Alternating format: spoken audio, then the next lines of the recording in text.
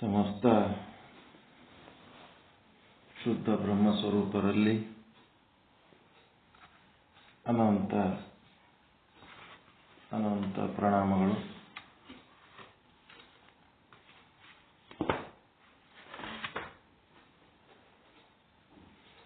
ಚಿನ್ಮಯ ಜ್ಞಾನಿ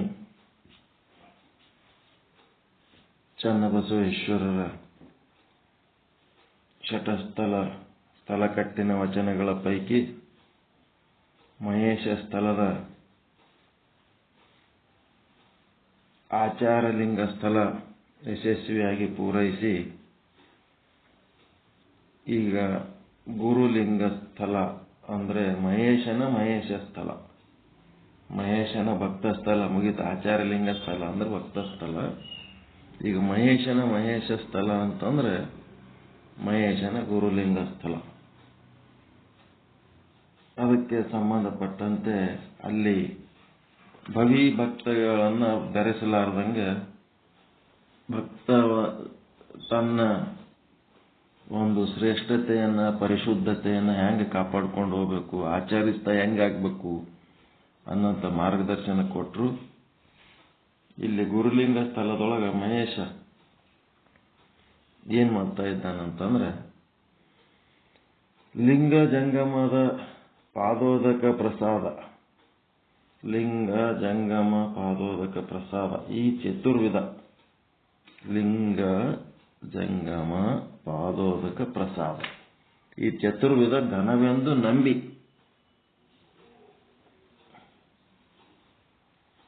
ಏನ್ ಮಾಡಬೇಕು, ಸಾರಾಯ ಲಂಪಟ ನಾಗಯ್ಯ ಮಗನೇ ಎಂದು ಹೇಳಿಕೊಟ್ಟ ಬಳಿಕ ಅಂತಪ್ಪ ಪರಶಿವಲಿಂಗವ ತನ್ನ ಅಂತರಂಗದಲ್ಲಿ ಸಾಹಿತ್ಯ ಮಾಡಿಕೊಂಡು ಹುಸಿ ಕಳವು ವಿಷಯ ಪರದಾರ ಪರದ್ರವ್ಯ ಪರನಿಂದೆ ಪರಹಿಂಸೆ ಇಂತಿ ಸಮಸ್ತ ಗುಣಗಳ ವಿರಹಿತನಾಗಿ ಅನ್ಯದೈವ ಭವಿಮಿಶ್ರವ ಬಿಟ್ಟು ಲಿಂಗಕ್ಕೆ ಮಜ್ಜನ ಕೆರುವುದೇ ಶಿವಾಚಾರ.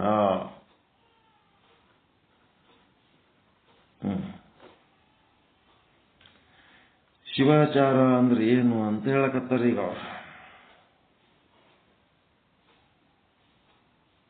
ಪಂಚ ಆಚಾರಗಳಲ್ಲಿ ಶಿವಾಚಾರ ಅಂತ ಒಂದು ಅವಲ್ರಿ,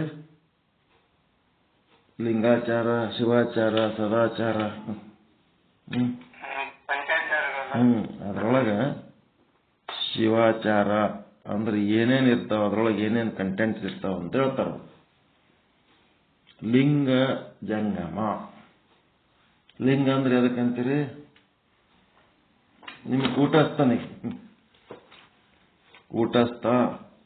ಲಿಂಗ ಜಂಗಮ ಅಂತಂದ್ರ ಬ್ರಹ್ಮ ದೊಡ್ಡ ಜೀವ ಈಶ್ವರ ಇದ್ದಂಗ ಲಿಂಗ ಜಂಗಮ.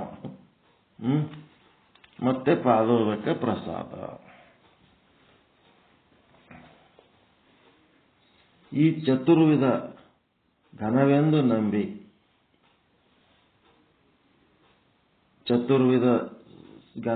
ನಂಬಿ, ಏನಾಗಬೇಕಂದ್ರ ಸಾರಾಯ ಲಂಪಟನಾಗುವ ಮಗನೇ ಅಂತ ಹೇಳಿಕೊಟ್ಟ ಬಳಿಕ ಅಂತಂದ್ರೇನು, ಇದ್ರಾಗೆ ನೀನ್ ಇರ್ಬೇಕಪ್ಪ, ಮತ್ತೆ ಬೇರೆ ಯಾಕಡೆ ಹೋಗಬಾರ್ದು, ನೀನ್ ಇದ್ರೊಳಗೆ ನಿಷ್ಠೆಯಿಂದ ಸಾಧನೆ ಮಾಡ್ತಾ ಇರ್ಬೇಕು, ಶಿವಯೋಗ ಸಾಧನೆ, ಶಿವಾಚಾರ ಸಾಧನೆ ಅಂತ ಹೇಳಿದ ಮೇಲೆ ತನ್ನ ಅಂತರಂಗದಲ್ಲಿ ಸಾಹಿತ್ಯ ಮಾಡಿಕೊಂಡು ಏನಾಗಬೇಕಪ್ಪ ಅಂತಂದ್ರ ಸುಳ್ಳು ಹೇಳೋದು ಬಿಡ್ಬೇಕು,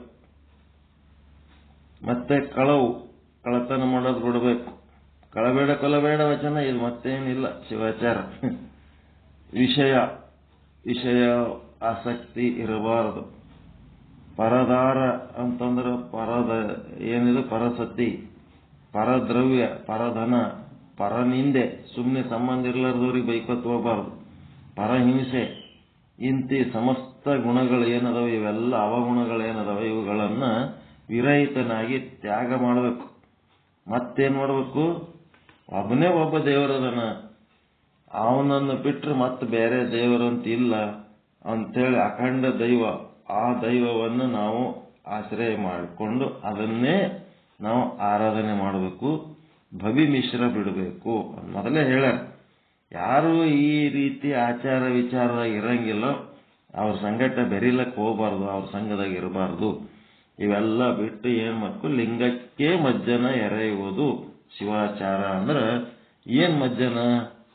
ಲಿಂಗಕ್ಕೆ ಮಜ್ಜನ ಮಾಡೋದಂದ್ರೆ ಏನು? ಲಿಂಗಕ್ಕೆ ಮಜ್ಜನ ಮಾಡೋದಂದ್ರೆ ಏನು?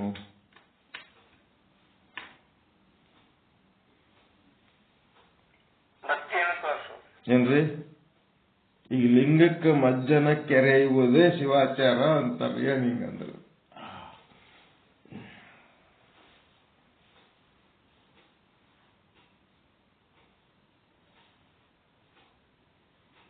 ಅರ್ಥ ಆಗ್ಯದ ಇಲ್ಲ? ಲಿಂಗಕ್ಕೆ ಮಜ್ಜನ ಮಜ್ಜನ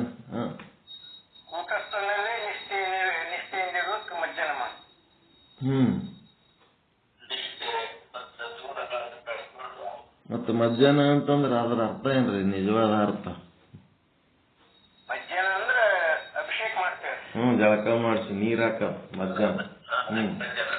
ಮಜ್ಜನ ಅಂತಾರ. ಈಗ ಏನಾಗಬೇಕಾಗ್ಯದ, ಕೂಟಸ್ಥ ಅಥವಾ ಲಿಂಗ ಏನಂತಿರಲ್ಲ, ಇದಕ್ ಮಜ್ಜನ ಮಾಡ್ಬೇಕಂದ್ರೆ ಯಾವ ನೀರ್ಲಿಂತ ಮಾಡ್ತೀರಿ?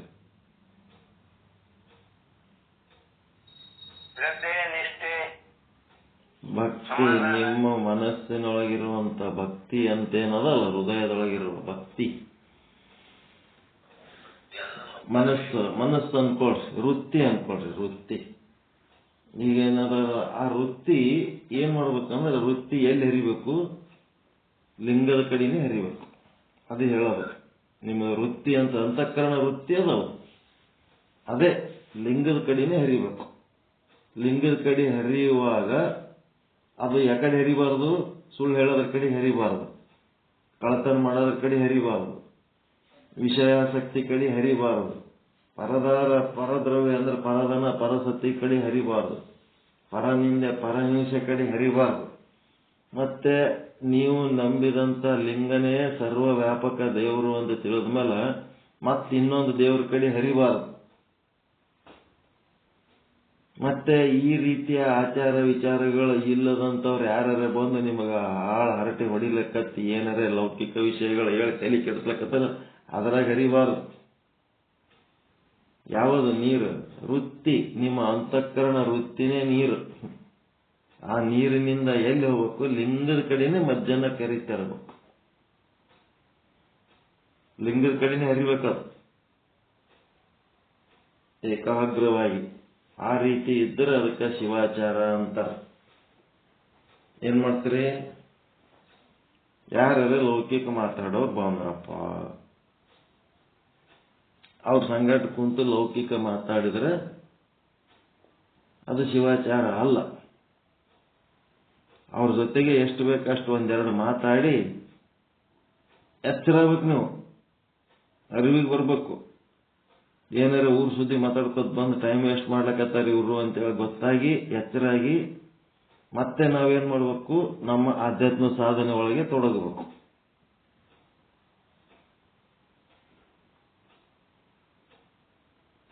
ಏನೋ ಕಳ್ತನ ಮಾಡ್ಬೇಕಂತ ಮನಸ್ನಾಗ ಬರ್ಲಕತ್ತದ, ಏನೋ ತೆಕ್ಕೊಂಡು ಹೋಗ್ಬೇಕು, ಎತ್ಕೊಂಡು ಹೋಗ್ಬೇಕು ಅನ್ನಿಸ್ಲಕತ್ತ, ಅವಾಗ ಎಚ್ಚರಬೇಕು. ಎಚ್ಚರಾಗಿ ಇದು ನನ್ನದು ಅಲ್ಲದ ವಸ್ತು, ಇದು ಮುಟ್ಟಬಾರ್ದು ಅಂತೇಳಿ ಏನ್ ಮಾಡ್ಬೇಕು? ಲಿಂಗದ ಕಡೆ ಬಂದು ಬಿಡ್ಬೇಕು. ಲಿಂಗದ ಕಡೆ ಬಂದ್ರಿ, ಅರಿವಿನ ಕಡೆ ಬಂದ್ರಿ ಅಂತಂದ್ರೆ ಅದು ಶಿವಾಚಾರ.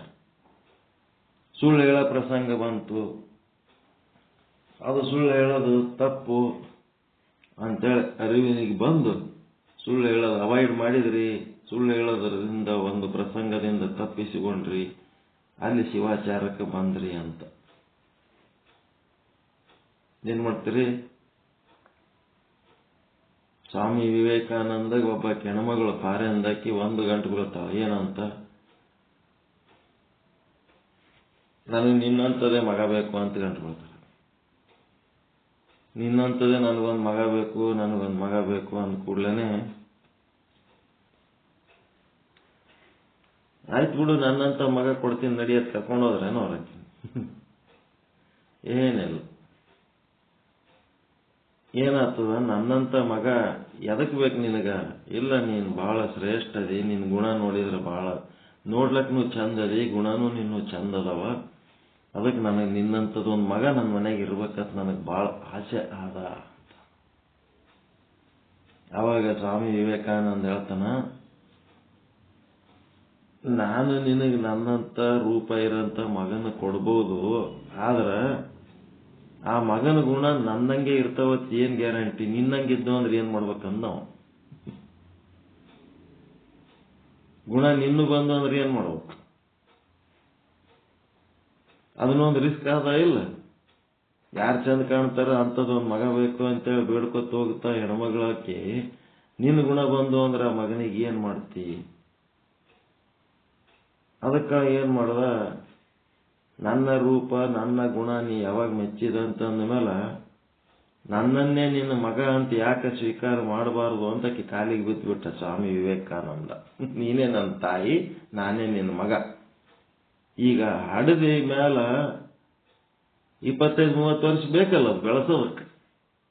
25-30 ವರ್ಷದ ನಂತರ ನನ್ನಂತ ಮಗ ತಯಾರಾದಾಗ ನಿನ್ನ ಪರಿಸ್ಥಿತಿ ಏನಿರ್ತದ ಅದೇನು. ಈಗ ಸದ್ಯ ರೆಡಿಮೇಡ್ ಮಗನೇ ನಾ ರೆಡಿ ಆಗಿನಲ್ಲ, ನಾನೇ ನಿನ್ನ ಮಗ ಅಂತ ಪಾದಕ್ಕೆ ಬಿದ್ದ. ಇದು ಎಂಥದ್ದು? ಎಂಥ ಆಚಾರ ಇದು? ಎಂಥ ಆಚಾರ ಈಗ ಸ್ವಾಮಿ ವಿವೇಕಾನಂದ ಮಾಡಿದ್ದು? ಶಿವಾಚಾರ. ಶಿವಾಚಾರ, ಶಿವಾಚಾರ ಇದೆ, ಶಿವಾಚಾರ. ಶಿವಾಚಾರ. ಜ್ಞಾನ. ಈಗ ಮಹೇಶ ಸ್ಥಳ ಅಂದ್ರೆ ಜ್ಞಾನದ ಕೆಲಸ. ಈಗ ಆಚಾರದ್ದಾಯ್ತು. ಈಗ ಜ್ಞಾನಾಚಾರನೇ ಶಿವಾಚಾರ. ಶಿವಾಚಾರ ಹೋಲಿಲ್ಲ. ಪ್ರಸಂಗಗಳು ಬಂದಾಗ ಜೀವನದಾಗ ನಾನಾ ರೀತಿ ಪ್ರಸಂಗಗಳು ಬರ್ತಾವ. ಆ ಪ್ರಸಂಗಗಳು ಬಂದಾಗ ಅದರಿಂದ ತಪ್ಪಿಸಿಕೊಂಡು ಶಿವನ ಕಡೆ ಏನು ಉಳಿತಾನ, ಜ್ಞಾನದ ಕಡೆ ಏನು ಉಳಿತಾನ, ಅರಿವಿನ ಕಡೆ ಏನು ಉಳಿತಾನ, ಅದೇ ಶಿವಾಚಾರ. ಇಂಥವು ಬೇಕಾದಷ್ಟು ಕಥೆಗಳು ಅದಾವ. 1000 ಕಥೆ ಅದಾವ. ಆ 1000 ಕಥೆಗಳೆಲ್ಲ ಇದರಾಗೆ ಜೋಡಿಸ್ಬೇಕು ನೀವು ಶಿವಾಚಾರದೊಳಗೆ. ಎಲ್ಲಿ ಅರಿವಿನಾಗೆ ಇರ್ಬೇಕಂತ. ಅಂಗದ ಮೇಲಿನ ಲಿಂಗ ಅಗಲಬಾರದು ಅಂತಂದ್ರೇನು, ಅರಿವು ಬಿಟ್ಟು ಮರವಿನಾಗ ಹೋಗ್ಬಾರ್ದು ಅಂತ, ಅಜ್ಞಾನದಾಗ ಹೋಗ್ಬಾರ್ದು ಅಂತ. ಇದು ಹೇಳ್ಕೊತ ಕೂತರು ಬೇಕಾದಷ್ಟದ ಕತೆ. ಶಿವಾಚಾರದ್ದು ಒಂದು ಉದಾಹರಣೆ ಹೇಳ. ಕಳಬೇಡ, ಕೊಲಬೇಡ, ಹುಸಿಯ ನುಡಿಯಲು ಬೇಡ, ಅನ್ಯರಿಗೆ ಅಸಹ್ಯ ಪಡಬೇಡ, ತನ್ನ ಬಣ್ಣಿಸಬೇಡ, ಮುನಿಯಬೇಡ. ಇದ್ಯಾರು ಹೇಳ್ತಾನೆ ಈ ಮಾತು? ಅರಿವು. ಶಿವ ಹೇಳ್ತಿರ್ತಾನ. ಶಿವ ಏನ್ ಕಳು ಮಾಡತ್ ಹೇಳ್ತಾನೇನು? ಆ ರೀತಿ ಶಿವ ಏನ್ ಹೇಳೇನ, ಶಿವನ ನುಡಿ ಏನದ, ಆ ನುಡಿ ಎಲ್ಲಿ ಇರದೆ ಶಿವಾಚಾರ. ಅದಕ್ಕೆ ಅರಿವಿನಲ್ಲಿರದೆ ಶಿವಾಚಾರ. ಇದೇ ಆಚಾರದ ಗೊತ್ತು ಕಂಡಯ್ಯ ಮಗನೇ ಎಂದು ಹೇಳಿಕೊಟ್ಟು ಉಪದೇಶವನ್ನೇ ಕೇಳಿಕೊಂಡು ನಡೆಯವಲ್ಲಡೆ. ಇದೇ ನೋಡಪ್ಪ ಆಚಾರದ ಗೊತ್ತು ಅಂದ್ರೆ. ಗೊತ್ತಂದ್ರೆ ಅಡ್ರೆಸ್. ಆಚಾರದ ವಿಳಾಸ ಎಲ್ಲಿದಪ್ಪ ಅಂದ್ರೆ ಇದೇ ನೋಡಪ್ಪ, ಹೆಂಗಿರಬೇಕು. ಅರಿವಿನಲ್ಲೇ ಇರೋದಕ್ಕೆ ಆಚಾರದ ಒಂದು ಅಡ್ರೆಸ್ ನೋಡಪ್ಪ ಇದು ಅಂತ ಹೇಳ್ತಾನೆ. ಈ ರೀತಿ ಯಾರು ಇರ್ತಾರ ಅವರೇ ನಿತ್ಯ ಮುಕ್ತರು ಇರ್ತಾರ. ಅವರೇ ನಿತ್ಯ ಮುಕ್ತರು. ಆ ಗುರು ಶಿಷ್ಯರಿಬ್ಬರು ನಿಮ್ಮೊಳಗೆ ಏಕವಾಗಿರ್ದುದು ಉಪಮಿಸಬಾರದ ಘನವು. ಇಬ್ರು ಕೂಡಿ ಒಂದರೊಳಗೆ ಅದರವರು. ಗುರುನು ಅದೇ ಆಚಾರದೊಳಗೆ ಅದನ್ನ, ಶಿಷ್ಯನು ಅದೇ ಆಚಾರದೊಳಗೆ ನಿರತರಾಗ್ಯಾರ.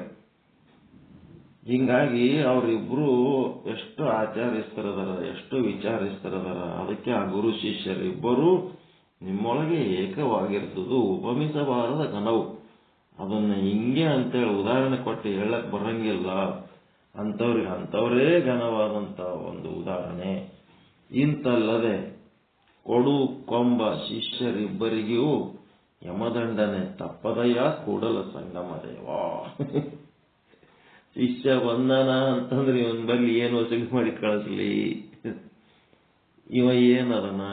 ಏನ್ ರಾಜಕಾರಣಿ ಅದನೋ, ಅಧಿಕಾರಿ ಅದನೋ, ಏನ್ ಆಫೀಸ್ನ ಕ್ಲರ್ಕ್ ಅದನೋ, ಏನ್ ಪ್ರೈವೇಟ್ ಬಿಸ್ನೆಸ್ ಮ್ಯಾನ್ ಅದನೋ, ಇವನ್ಲಿಂತ ನಾನು ಏನು ಇಸ್ಕೊಳ್ಳಿ, ಏನು ಪಡ್ಕೊಳ್ಳಿ ಅಂತೇಳಿ ಗುರುಗಳು ಏನ್ ಮಾಡ್ತಾರ, ವಿತ್ತಾಪಹಾರಿ ಗುರುಗಳು ಏನ್ ಮಾಡ್ತಾರ, ಶಿಷ್ಯರನ್ನ ಸುಲಿಗೆ ಮಾಡ್ಲಕ್ ನೋಡ್ತಿರ್ತಾರ. ಮತ್ತ ಶಿಷ್ಯರು ಕೂಡ ಏನ್ ಮಾಡ್ತಿರ್ತಾರ ಅಂತಂದ್ರ, ಜಗತ್ತಿನಾಗ 108 ಕಂತ್ರಾಟ್ ವ್ಯವಹಾರ ಮಾಡಿ ಪಾಪದ ಕೆಲಸ ಮಾಡಿ ದುಡ್ಡು ಗಳಿಸ್ತಿರ್ತಾರ. ಆ ದುಡ್ಡಲಿಂತ ಏನ್ ಮಾಡ್ಬೇಕಂತಾರ ಅವರು, ಗುರುಗಳಿಗೆ ದೇವರಿಗೆ ಒಂದಿಟ್ಟು ಹುಂಡ್ಯಾಗ ಹಾಕಿ ಪಾಪ ಪರಿಹಾರ ಮಾಡ್ಕೋಬೇಕು ಅಂತಿರ್ತಾರ. ಅಸತ್ಯದ ಮಾರ್ಗ, ಅಶುದ್ಧ ಮಾರ್ಗದ ಗಳಿಕೆಯಿಂದ ಗಳಿಸಿ ಅದನ್ನ ಗುರುಗಳಿಗೆ ದೇವರಿಗೆ ಕೊಟ್ರ ಆ ದುಡ್ಡು ಎಲ್ಲಿದು ಬಂದದ, ಮೂಲ ಯಾರು ದುಡ್ದದ ಅವ್ರಿಗೆ ಹೋಗ್ತದ ಅದರ ಪುಣ್ಯ. ಇವ್ರೆಲ್ಲ ಒಣ ಹಮಾಲಿ ಅಲ್ಲಿ ಹೊತ್ಕೊಂಡು ತಂದು ಇಡೋದು. ಒಬ್ಬನಿಗೆ ಅನ್ಯಾಯ ಮಾಡಿ ದುಡ್ಡು ಗಳಿಸಿ ತಂದು ದೇವರಿಗೆ ಹಾಕಿದ್ರ, ಅನ್ಯಾಯಕ್ಕೆ ಒಳಗಾದ ಯಾವ ವ್ಯಕ್ತಿ ಅದನ್ನಲ್ಲ ಆ ವ್ಯಕ್ತಿಗೆ ಹೋಗ್ತದ ದೇವ್ರ ಪುಣ್ಯ, ದೇವ್ರ ಆಶೀರ್ವಾದ. ಇವ ನಡ್ಬರ್ಕ ಒಣ ಹಮಾಲಿ ಇವನು ಅಲ್ಲಿ ಹೊತ್ಕೊಂಡು ತಂದು ಇಲ್ಲಿ ಹಾಕೋದು.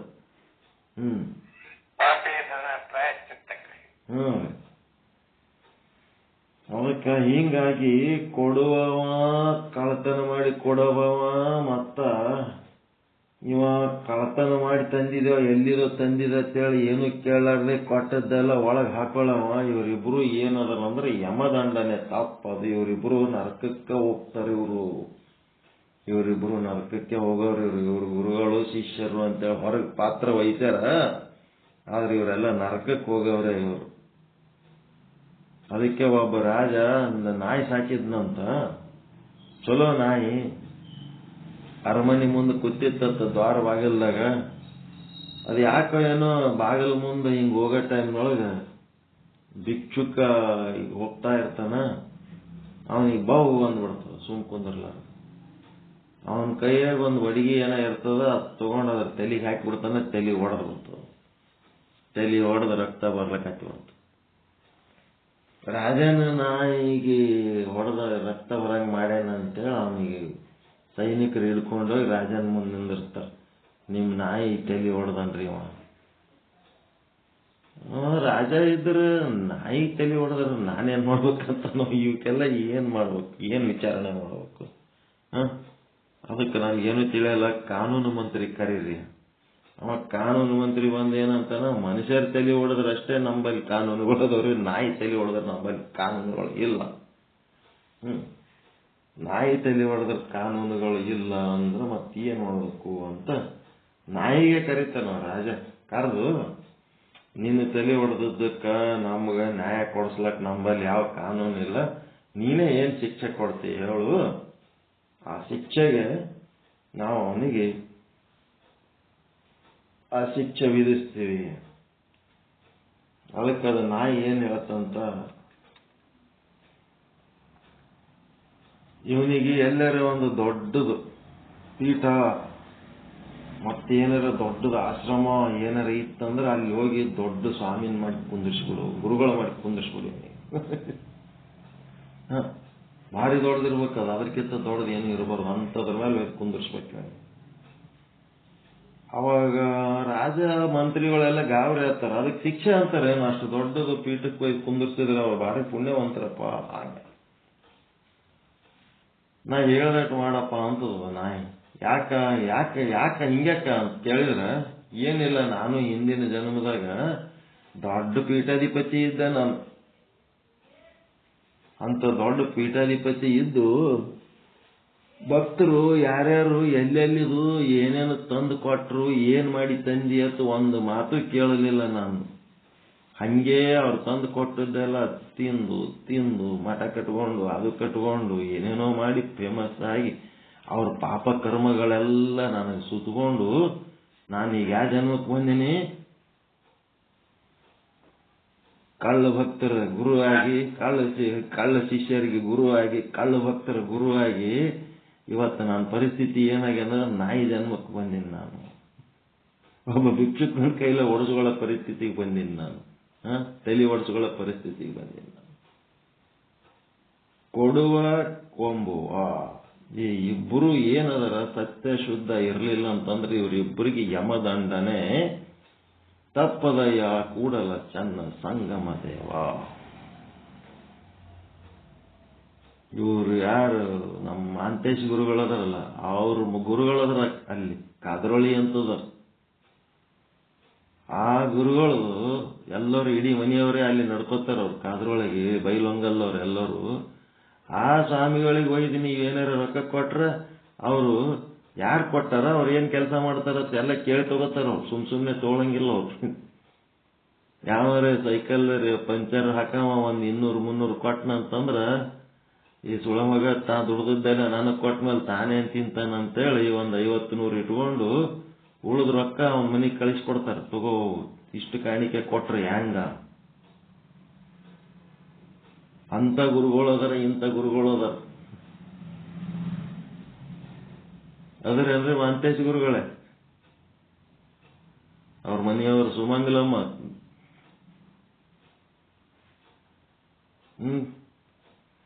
ಎಂತ ಉದಾಹರಣೆಗಳದಾವ ಗೊತ್ತದ್ರಿ. ಅಪ್ಪಯ್ಯ ಗುರುಗಳಂತೇಳಿ ಆಗಿ ಹೋಗ್ಯಾರ. ಇಂತ ಲೀಲೆ ಮಾಡಿ ಹೋಗ್ಯಾರ. ಅವ್ರು ಯಾರ್ಯಾರ ಭಕ್ತರು ಬಂದ್ರು ಮಠಕ್ಕೆ ಒಮ್ಮಿಗೆ ಅಂತಂದ್ರ ಅವ್ರ ಕೈ ಒಳಗೆ ಒಂದು ವಜ್ರದ ಉಂಗ್ರ ಇತ್ತಂತ. ಆ ಉಂಗ್ರ ಕಿರಾಣಿ ಅಂಗಡಿ ಅವನಿಗೆ ಒಯ್ದು ಕೊಟ್ಟು ಅಷ್ಟು ಮಂದಿಗೆ ಆಗಷ್ಟು ಅಡಿಗೆ 1 ದಿನ ಇರ್ತಾರೋ, 2 ದಿನ ಇರ್ತಾರೋ, 3 ದಿನ ಇರ್ತಾರೋ ಅಷ್ಟು ಕಿರಾಣಿ ಮಾಲ್ ತಂದು ಅವ್ರು ಅಡಿಗೆ ಮಾಡಿ ಹಾಕ್ತಿದ್ರಂತ. ಅವ್ರು ಹೊಳ್ಳಿ ಹೋಗಾಗ ಏನಾರ ಒಂದಿಟ್ಟು ಕಾಣಿಕೆ ಕೊಟ್ರಂದ್ರ ಆ ಕಾಣಿಕೆ ಒಯ್ದು ಅಂಗಡಿಯವನಿಗೆ ಕೊಟ್ಟು ಆ ಉಂಗ್ರ ವಾಪಸ್ ತರ್ತಿದ್ರಂತ. ಇಂಥ ಗುರುಗಳು ಎಲ್ಲಿ ಏನ್ ಬೇಕಾದೆ ದುಡಿದು ಏನ್ ಬೇಕಾದೆ ಮಾಡಿ ಎಲ್ಲರ ಗದ್ದಲ ಮಾಡಿ ಅದು ಸಾಧನೆಗೆ ಉಪಯೋಗ ಆಗಂಗಿಲ್ಲ. ಅಂತ ಮಠಗಳದೊಳಗೆ ಸಾಧನೆನೇ ನಡೆಯಂಗಿಲ್ಲ. ಎಲ್ಲರೂ ಭಾರಿ ದೊಡ್ಡ ಮಠ ಕಟ್ಟ್ಯಾರ, ಭಾರಿ ದೊಡ್ಡ ಕಾರ್ನಾಗ ತಿರುಗಾಡ್ಲಕತ್ತಾರ. ಒಳಗ ಸಾಧನೆ ಏನ್ ನಡೆದದ? ಆಧ್ಯಾತ್ಮ ಸಾಧನೆ ಇಲ್ಲೇ ಇಲ್ಲ. ಎದ್ದು ಓಡೋಗಂಗ ಆತಿರ್ತದ ಮಠಗಳದಾಗ. ಯಾಕಂದ್ರೆ ಪಾಪದ ದುಡ್ಡಲಿಂತ ಕಟ್ಟಿದ ಮಠಗಳು. ಸಾಧನೆ ಮಾಡ್ಲಕ್ ಮನಸ್ಸೇ ಬರಂಗಿಲ್ಲ. ಚಮ್ಮಾರ ಚಪ್ಪಲಿ ಹೊಲೆ ಅಂತ ಗುಡಿಸಲ್ದಾಗ ಕೂತು ಪ್ರವಚನ ಮಾಡ್ತಿದ್ದ. ಮೀರಾಬಾಯಿ ಮಹಾರಾಣಿ ಅವನು ಗುಡಿಸಲ್ದಾಗ ಹೋಗಿ ಕೂತಕ್ಕೆ ಜ್ಞಾನ ಕೇಳ್ತಿದ್ದಳು. ಅದು ಸತ್ಯ ಶುದ್ಧ ಕಾಯಕ ಅಂದ್ರೆ. ಅದಕ್ಕೆ ಇವೆಲ್ಲ ಏನದವ, ಭೂಲೋಕದಲ್ಲಿ ಪಾಪದ ದುಡ್ಡಲಿಂತ ಕಟ್ಟಿದಂತ ಯಾವುದೇ ಆಧ್ಯಾತ್ಮಿಕ ದೇವಸ್ಥಾನಗಳಿರ್ಬೋದು, ಗುಡಿಗಳಿರ್ಬೋದು, ಅವೆಲ್ಲನೂ ಭೂಮಿ ಮೇಲಿರೋ ನರಕಗಳೇ ಅವು, ಸ್ವರ್ಗಗಳಲ್ಲವೇ ಅಲ್ಲವು. ಬಹಳ ಬಹಳ ಇಂಪಾರ್ಟೆಂಟ್ ಅವರಿ ಇವೆಲ್ಲ ವಿಷಯಗಳು. ಯಾವುದು ಸತ್ಯ ಶುದ್ಧ ಇರ್ತದ ಅದೇ ಸಾರ್ಥಕ ಆಗ್ತದೆ. ಅಸತ್ಯ ಅಶುದ್ಧ ಇದ್ದದ್ದು ಅದೇನಾಗ್ತದ, ಸುಮ್ಮನೆ ಒಂದು ಶೋ ಅಷ್ಟೇ, ಏನು ಹೋಗಂಗಿಲ್ಲ. ಪಾಪ ಎಲ್ಲಿರ್ತದ ಅಲ್ಲಿ ಜ್ಞಾನ ಒಳಗೆ ಹೊಕ್ಕೊಳಕ್ ಸಾಧ್ಯನೇ ಇಲ್ಲ. ಮಲಿನ ಚಿತ್ತದೊಳಗ ಬ್ರಹ್ಮಜ್ಞಾನ ಬಾ ಅಂದ್ರೆ ಎಲ್ಲಿದ್ ಬರ್ತದೆ? ಪ್ರತಿಬಿಂಬ ಅಂದ್ರ ಕೆಸರದಾಗ ಕೊಳತ ನೀರಾಗ ಬ್ರಹ್ಮನ ಪ್ರತಿಬಿಂಬ ಮೂಡಂದ್ರೆ ಎಲ್ಲಿದ್ ಮೂಡ್ತದೆ? ಬ್ರಹ್ಮಜ್ಞಾನ ಹೇಳಿದ್ರೆ ಅದು ಅರ್ಥನೇ ಆಗಂಗಿಲ್ಲ. ಅದಕ್ಕೆ ಜ್ಞಾನದಲ್ಲಿ ಅರಿವಿನಲ್ಲಿ ಇರಬೇಕು.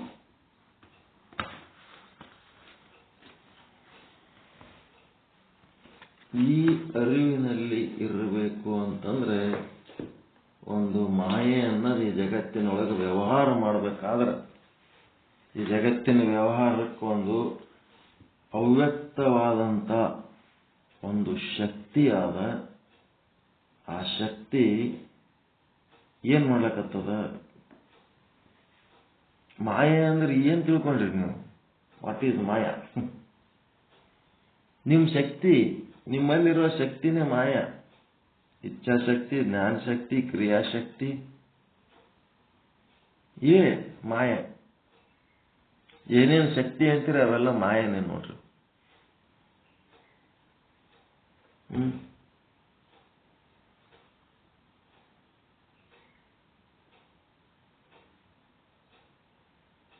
ಪರಮಾತ್ಮಂದು ಒಂದು ಶಕ್ತಿ ಆದ ಇಲ್ಲ? ಪರಮಾತ್ಮನ ಬಲ್ಲಿ ಪವರ್ಫುಲ್ ಅದನಲ್ರಿ ಪರಮಾತ್ಮ. ಅದು ಅವನ ಮಾಯ. ನಿಮ್ಮೊಳಗೊಂದು ಅವಿದ್ಯೆ ಅಂತದಲ್ಲ, ನಿಮ್ದು ಒಂದು ಶಕ್ತಿ ಅದಲ್ಲ, ನಿಮ್ಮ ಶಕ್ತಿ ಹೆಸರು ಅವಿದ್ಯೆ, ಅವನ ಶಕ್ತಿ ಹೆಸರು ಮಾಯ ಅಷ್ಟೇ. ಅವ ದೊಡ್ಡವದನ, ಇಡೀ ಬ್ರಹ್ಮಾಂಡ ನಿಯಾಮಕ ಅದನ, ಅವನ ಮಾಯ ದೊಡ್ಡದು. ಇವಂದು ಶಕ್ತಿ ಅದ ಜೀವಂದು, ಇವಂದು ಮಾಯ. ಇವಂದು ಮಾಯಗೆ ಏನಂತಾರ? ಅವಿದ್ಯೆ ಅಂತಾರ. ಆ ಶಕ್ತಿ ಹೆಂಗದ? ಕಾಣಿಸ್ತದೇನು ಯಾರ್ಯಾರ ಶಕ್ತಿ? ಯಾರ್ಯಾರ ಶಕ್ತಿ ಎಷ್ಟೆಷ್ಟದ ಹೊರಗೆ ಕಾಣಿಸ್ತದ್ರಿ? ಕಾಣಂಗಿಲ್ಲ. ಅದು ಶಕ್ತಿ ಏನದ? ಅವ್ಯಕ್ತದ. ಆ ಶಕ್ತಿ ಅವ್ಯಕ್ತದ. ಆ ಶಕ್ತಿ ಹೊರಗೆ ಕಾಣಬೇಕಾದ್ರೆ ಹೆಂಗ್ ಕಾಣ್ತೀರಿ? ಕಾಯ ವಾಚ ಮನಸ್ಸ, ಶರೀರದಿಂದ ಮಾಡುವ ಕೆಲಸಗಳ ಮೂಲಕ, ಬಾಯಿಯಿಂದ ಆಡುವ ಮಾತುಗಳ ಮೂಲಕ, ನಿಮ್ಮ ಮನಸ್ಸಿನಲ್ಲಿ ತಾಳುವ ಭಾವನೆಗಳ ಮೂಲಕ ನಿಮ್ಮ ಶಕ್ತಿ ವ್ಯಕ್ತ ಆಗ್ತಿರ್ತದೆ. ನಿಮ್ಮ ಶಕ್ತಿ ಇವುದ್ರಲಿಂತ ಇಲ್ಲ ವ್ಯಕ್ತ ಆಗೋದು, ಕಾಯ ವಾಚ ಮನಸ್ಸ. ಅದಕ್ಕೊಂದು ಸರಿಯಾದ ದಾರಿ ತೋರಿಸಿದ್ರೆ ಅದು ವಿಕಾಸದ ದಾರಿ ಹಿಡಿತದ, ಉದ್ಧಾರದ ದಾರಿ ಹಿಡಿತದ. ಅದಕ್ಕೆ ವ್ಯಕ್ತಿತ್ವ ವಿಕಸನ ಅಂತಾರೆ. ಆಡುವ ಮಾತು ಸಾರ್ಥಕವಾಗಿರಬೇಕು, ಶ್ರೇಷ್ಠವಾಗಿರಬೇಕು. ಮಾಡುವ ಕೆಲಸ ಶ್ರೇಷ್ಠವಾಗಿರಬೇಕು, ಸಾರ್ಥಕವಾಗಿರಬೇಕು. ಮನಸ್ಸಿನಲ್ಲಿ ತಾಳುವ ಭಾವನೆಗಳು ಶ್ರೇಷ್ಠವಾಗಿರಬೇಕು, ಸಾರ್ಥಕವಾಗಿರಬೇಕು. ಅದಕ್ಕೇನಂತಾರ? ವ್ಯಕ್ತಿತ್ವ ವಿಕಸನ ಅಂತಾರೆ. ಆ ವ್ಯಕ್ತಿತ್ವ ವಿಕಸನ ಆಗ್ಬೇಕಾಗಿದ್ದನ್ನ ಮಾಡಲಿಲ್ಲ ಅಂತಂದ್ರೆ ಶಕ್ತಿ ಅಂತೂ ಆದ, ಅದು ಅಂತೂ ಹರಿತದ. ಮಾತಿನ ಮೂಲಕ, ಆಲೋಚನೆ ಮೂಲಕ, ಕೃತಿಯ ಮೂಲಕ ಅದು ಶಕ್ತಿ ಹರಿತಿರ್ತದ. ಆ ಹರಿಯೋದಕ್ಕ ಒಂದು ಸೂಕ್ತ ದಾರಿ ತೋರಿಸ್ಲಿಲ್ಲ ಅಂತಂದ್ರೆ ಅದು ಆ ಕಡೆ ಹರಿತದ, ಆಡ್ತದ, ಮಾತಾಡ್ತದ. ಜ್ಞಾನದ ಮಾತಾಡಂಗಿಲ್ಲ. ಜ್ಞಾನದ ಮಾತು ಆಡ್ಲಕ್ಕೆ ನೀವು ಸಾಧನೆ ಮಾಡಿದ್ರೆ ಜ್ಞಾನದ ಮಾತಾಡ್ತದೆ. ಜ್ಞಾನದ ಸಾಧನೆ ಇಲ್ಲಂದ್ರೂ ಅದು ಮಾತಾಡ್ತದ. ಯಾಕಂದ್ರೆ ಶಕ್ತಿ ಅದು, ಆಕ್ಟಿವ್ ಫೋರ್ಸ್ ಅದು, ಆಕ್ಟಿವ್ ಅದು. ಅದು ಏನಾರ ಮಾಡ್ತದೋ. ಜ್ಞಾನ ಇಲ್ಲ ಅಂತಂದ್ರೆ ಏನ್ ಮಾತಾಡ್ತದ? ಜ್ಞಾನ ಇಲ್ಲ ಅಂದ್ರೆ ಮಾತಾಡ್ತದಲ್ಲ, ಮತ್ತೆ ಏನ್ ಮಾತಾಡ್ಬೇಕದು? ಜ್ಞಾನ ಇದ್ದಾಗ ಜ್ಞಾನದ ಮಾತಾಡ್ತದ. ಜ್ಞಾನ ಇಲ್ಲದವ್ ಏನ್ ಮಾತಾಡ್ಬೇಕು? ಅಜ್ಞಾನದ ಮಾತಾಡ್ತದ. ಮಾತಾಡೋದಂತೂ ಮಾತಾಡ್ತದ. ಜ್ಞಾನದ ಕೆಲಸ ಮಾಡೋದಕ್ಕೆ ನೀವು ರೂಢಿ ಮಾಡಿ ಕೊಟ್ರೆ ಜ್ಞಾನದ ಕೆಲಸ ಮಾಡ್ತದೆ. ಜ್ಞಾನದ ಕೆಲಸ ಮಾಡೋದು ಗೊತ್ತಿಲ್ಲ ಏನ್ ಮಾಡ್ತಾನ? ಏನ್ ಮಾಡ್ತಾನ್ರಿ? ಅಜ್ಞಾನದ ಕೆಲಸ ಮಾಡ್ತಾನ. ಕೆಲಸ ಅಂತೂ ಮಾಡ್ತಾನ. ಅದಕ್ಕ ಭಾವನೆಗಳು, ಜ್ಞಾನದ ಭಾವನೆಗಳು ತಾಳ್ಕೋಬೇಕು ಅಂತ ನೀವು ಒಳ್ಳೆ ರೂಢಿ ಹಾಕಿದ್ರೆ ಜ್ಞಾನ. ನಿಮಗೆ ಒಳ್ಳೆ ಜ್ಞಾನದ ಭಾವನೆಗಳ ಬಗ್ಗೆ ಗೊತ್ತೇ ಇಲ್ಲ ಅಂತಂದ್ರೆ ಅಜ್ಞಾನದ ಭಾವನೆಗಳು ಬರ್ತಾವ. ಈಗೊಂದು ಹೊಲ ತಗೊಂಡಿರಿ, ಹೊಲದ ಕೆಲಸ ಏನು? ಬೆಳೆದು ಅದಕ್ಕೆ ಚಂದ, ರಂಟೆ, ಕುಂಟೆ, ಅವು ಏನೇನಂತೀರಿ ಅವೆಲ್ಲ ಮಾಡಿದ್ರೆ ನಿಮಗ ಜೋಳ, ರಾಗಿ, ಭತ್ತ, ಮತ್ತಿನ್ನೇನಂತೀರ ತೊಗರಿ, ಏನೇನೋ ಒಟ್ಟು ದವಸ ಧಾನ್ಯಗಳು ನಿಮಗೇನು ಬೇಕು ಹಂಗ ನೀವು ಬೆಳಿತೀರಿ. ಒಂದು ವೇಳೆ ನೀವು ಏನೂ ಬೆಳಿಲಾರ್ದೆ ಹೊಲ ಹಂಗೆ ಬಿಟ್ರಿ ಅಂದ್ರೆ ಹೊಲ ಬೆಳೀತದ ಇಲ್ಲ?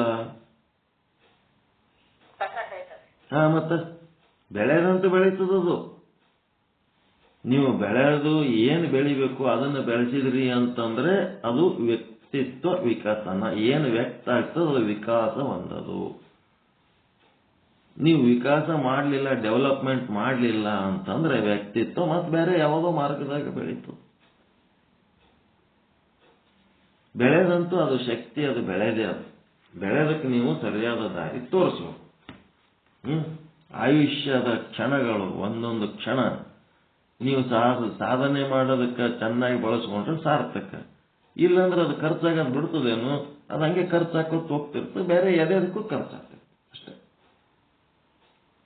ಇದಕ್ಕೆ ನಂತರ ಮಾಯೆ ನಿಮ್ಮೊಳಗೆ ಹೆಂಗದಂತ ಅವ್ಯಕ್ತವಾಗಿದೆ. ಅವ್ಯಕ್ತವಾಗಿದ್ದು ಎದರ ಮೂಲಕ ವ್ಯಕ್ತ ಆಗ್ತದದು? ಮಾತು, ಕೃತಿ, ಆಲೋಚನೆಗಳ ಮೂಲಕ ಅದು ವ್ಯಕ್ತ ಆಗ್ತಿರ್ತದೆ. ಇಲ್ಲೇನಾಗ್ತದ? ಆ ಮಾತಿನಲ್ಲಿ, ನೀವು ಆಡೋ ಮಾತಿನಲ್ಲಿ 3 ಕ್ವಾಲಿಟಿ: ಸತ್ವ, ರಜ, ತಮ. ನಿಮ್ಮ ಭಾವನೆಗಳಲ್ಲಿ 3 ಕ್ವಾಲಿಟಿ: ಸತ್ವ, ರಜ, ತಮ. ನೀವು ಮಾಡೋ ಕೆಲಸಗಳಲ್ಲಿ 3 ಕ್ವಾಲಿಟಿ: ಸತ್ವ, ರಜ, ತಮ. ಯಾಕಂದ್ರೆ ಆ ಮೂಲ ಅವ್ಯಕ್ತ ವಸ್ತು ಏನದಲ್ಲ, ಮಾಯೆ ನಿಮ್ಮೊಳಗ, ಆ ಶಕ್ತಿ ಏನದಲ್ಲ, ಅದರೊಳಗೆ ಈ 3 ಗುಣಗಳವ: ಸತ್ವ, ರಜ, ತಮ. ಈ ಸತ್ವಗುಣ ಅದೋ, ರಜೋಗುಣ ಅದೋ, ತಮೋಗುಣ ಅದೋ ಅಂತೇಳಿ ಗೊತ್ತಾಗಬೇಕಾದ್ರೆ ಆ ಕೆಲಸದ ಮೇಲೆ ಗೊತ್ತಾಗ್ತದೆ, ಆ ಮಾತಿನ ಮೇಲೆ ಗೊತ್ತಾಗ್ತದೆ.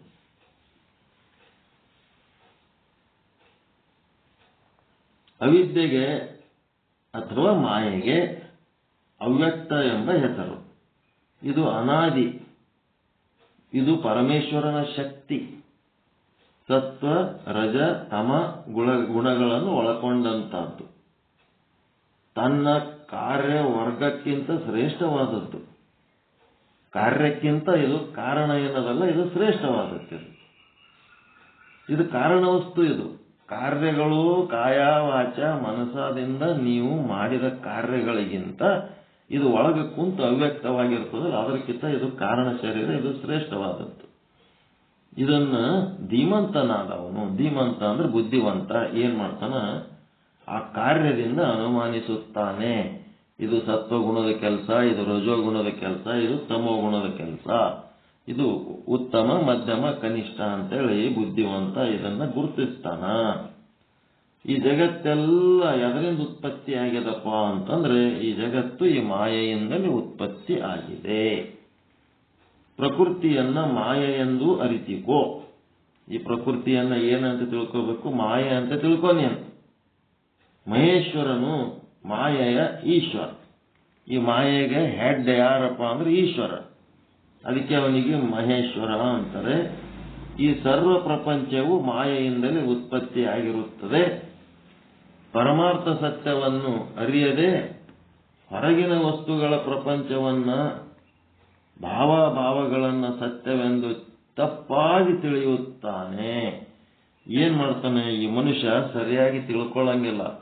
ಈ ಮಾಯೆ ಯಾರ ಶಕ್ತಿ? ಪರಮಾತ್ಮನ ಶಕ್ತಿ. ಅದಕ್ಕೆ ಅವ ಪರಮಾತ್ಮನನ್ನು ಅರಿಯೋದು ಬಿಟ್ಟು ಪರಮಾತ್ಮನ ಶಕ್ತಿಯನ್ನ ನಂಬುತ್ತಾನ.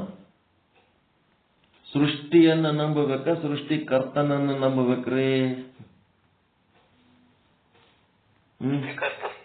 ಸೃಷ್ಟಿಕರ್ತನನ್ನ ನಂಬಬೇಕು. ಹಡದ ತಂದೆ ತಾಯಿ ಚಂದ ಒಂದು ಶರೀರ ಕೊಟ್ಟಿರ್ತಾರ.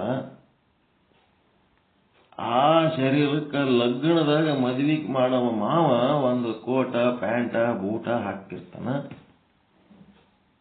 ಆ ಹಡದ ತಂದೆ ತಾಯಿಗಿಂತ ಗ್ರೇಟ್ ಯಾರು ಅನ್ನಿಸ್ತಿರ್ತಾರ? ಅವಾಗ ಬೂಟ್ ಕೊಡಿಸಿದ ಮಾವನೇ ಭಾರಿ ಗ್ರೇಟ್ ಅನ್ನಿಸ್ತಿರ್ತಾನ. ಕಾಲು ಕೈಯ ಕೊಟ್ಟ ತಂದೆ ತಾಯಿ ಕನಿಷ್ಠ ಬಿಡ್ತಾರ ಟೈಮ್ನೊಳಗೆ. ಹಂಗ ಇದೇನಂದ್ರ, ಸೃಷ್ಟಿಕರ್ತನನ್ನು ಬಿಟ್ಟು ನಾವು ಸೃಷ್ಟಿಯನ್ನೇ ನಂಬುತ್ತೀವಲ್ಲ, ಇದು ಏನಂತ ತಪ್ಪಾಗಿ ತಿಳಿತೀವಿ. ನೀವು ಪ್ರಾಪಂಚಿಕ ವಿಷಯಗಳ ಸಂಪರ್ಕದ ವಾಸನೆಗಳನ್ನು ವೃದ್ಧಿ ಮಾಡ್ಕೊಂಡ್ಬಿಡ್ತಾರೆ. ಆ ಪ್ರಾಪಂಚಿಕ ವಿಷಯಗಳ ಸೃಷ್ಟಿಕರ್ತನನ್ನು ಮರೆತು ಬರೇ ಪ್ರಪಂಚದ ವಸ್ತುಗಳು, ಸೃಷ್ಟಿಯ ವಸ್ತುಗಳಲ್ಲಿ ವಿಷಯ ವಾಸನೆಗಳನ್ನ ಬೆಳೆಸ್ಕೋತಾನ. ಕೊನೆಗೆ ತನ್ನ ಸುತ್ತಲೂ ಗೂಢವೊಂದನ್ನು ನಿರ್ಮಿಸಿಕೊಂಡು ಆಸರೆಯಲ್ಲಿ ಪ್ರತ್ಯೇಕವಾದ ತನ್ನ ವ್ಯಕ್ತಿತ್ವವನ್ನು ಸ್ಥಾಪಿಸಿಕೊಳ್ಳುತ್ತಾನೆ. ಇದಕ್ಕೇನಂತಾರಂದ್ರ ಜೀವಭಾವ. ಜೀವಭಾವ ಜೀವಭಾವ ಅಂದ್ರೇನು? ಸೃಷ್ಟಿಕರ್ತನನ್ನು ಮರೆತು ಸೃಷ್ಟಿಯನ್ನೇ ನಂಬಿ ಆ ಸೃಷ್ಟಿ ಒಳಗಿನ ವಸ್ತುಗಳನ್ನ, ಕೆಲವೊಂದು ಜೀವಿಗಳನ್ನ ತಾನು ತನ್ನದು ಅಂತೇಳಿ ಒಂದು ವ್ಯಕ್ತಿತ್ವ ಸ್ಥಾಪನೆ ಮಾಡ್ಕೋತಾನ. ಅದು ಜೀವಭಾವ. ಅವ ಏನ್ ಜಮಾಯಿಸಿಕೊಂಡನ ಅದೇ ಸಂಸಾರ. ಇದು ಅದರಿಂದ ಉಂಟಾಯ್ತು? ಆತನ ಅವಿದ್ಯೆಯಿಂದ, ಆತನ ಮಾಯೆಯಿಂದ, ಆತನ ಅಜ್ಞಾನದಿಂದ ಉಂಟಾಯ್ತಿದ್ದು ಸಂಸಾರ, ಜೀವಭಾವ. ಯಾಕ? ಸೃಷ್ಟಿಕರ್ತನನ್ನು ಮರ್ತದ್ದಕ್ಕೆ ಸೃಷ್ಟಿ ಒಳಗೆ ಒಂದೊಂದು ಲೀಲೆ. ವ್ಯಷ್ಟಿಯಲ್ಲಿ ವಾಸನೆಗಳು ಅವಿದ್ಯೆ ಎನ್ನಿಸುತ್ತವೆ. ನಮ್ಮೊಳಗಿರುವ ವಾಸನೆಗಳು ಅವಿದ್ಯೆ ಅನ್ನಿಸ್ತವೆ. ಎಲ್ಲ ವಾಸನೆಗಳನ್ನೆಲ್ಲ ಒಟ್ಟಿಗೆ ಸೇರಿ ಸಮಷ್ಟಿಯಲ್ಲಿ ಏನ್ ಅನಿಸ್ಕೊತಾವ? ನಿಮ್ಮ ವ್ಯಷ್ಟಿಯೊಳಗಿರೋ ಅವಿದ್ಯೆ ವಾಸನೆಗಳೇನು ಅನಿಸ್ಕೊತಾವ? ಅವಿದ್ಯೆ ಅನಿಸ್ಕೊತಾವ. ಎಲ್ಲ ಅವಿದ್ಯೆಗಳ ಮೊತ್ತ ಇದು ವ್ಯಷ್ಟಿಯೊಳಗಿಂದ. ಎಲ್ಲ ಅವಿದ್ಯೆಗಳ ಮೊತ್ತ ಸಮಷ್ಟಿಯಲ್ಲಿ ಅವಿದ್ಯೆ, ಜೀವನ ಅವಿದ್ಯೆ. ಸಮಷ್ಟಿಯಲ್ಲಿ ಈಶ್ವರನಿಗೆ ಅದೇನು? ಮಾಯೆ ಅನಿಸ್ಕೊತಾವ. ಬ್ರಹ್ಮಾಂಡದಲ್ಲಿ ಮಾಯೆಯಾಗಿರುವುದು ಪಿಂಡಾಂಡದಲ್ಲಿ ವಾಸನೆ ಅಥವಾ ಅವಿದ್ಯೆ ಅನ್ನಿಸಿಕೊಳ್ಳುತ್ತದೆ. ಎದರ ವಾಸನೆ? ಲೌಕಿಕ ವಾಸನೆ. ಮತ್ತೇನು?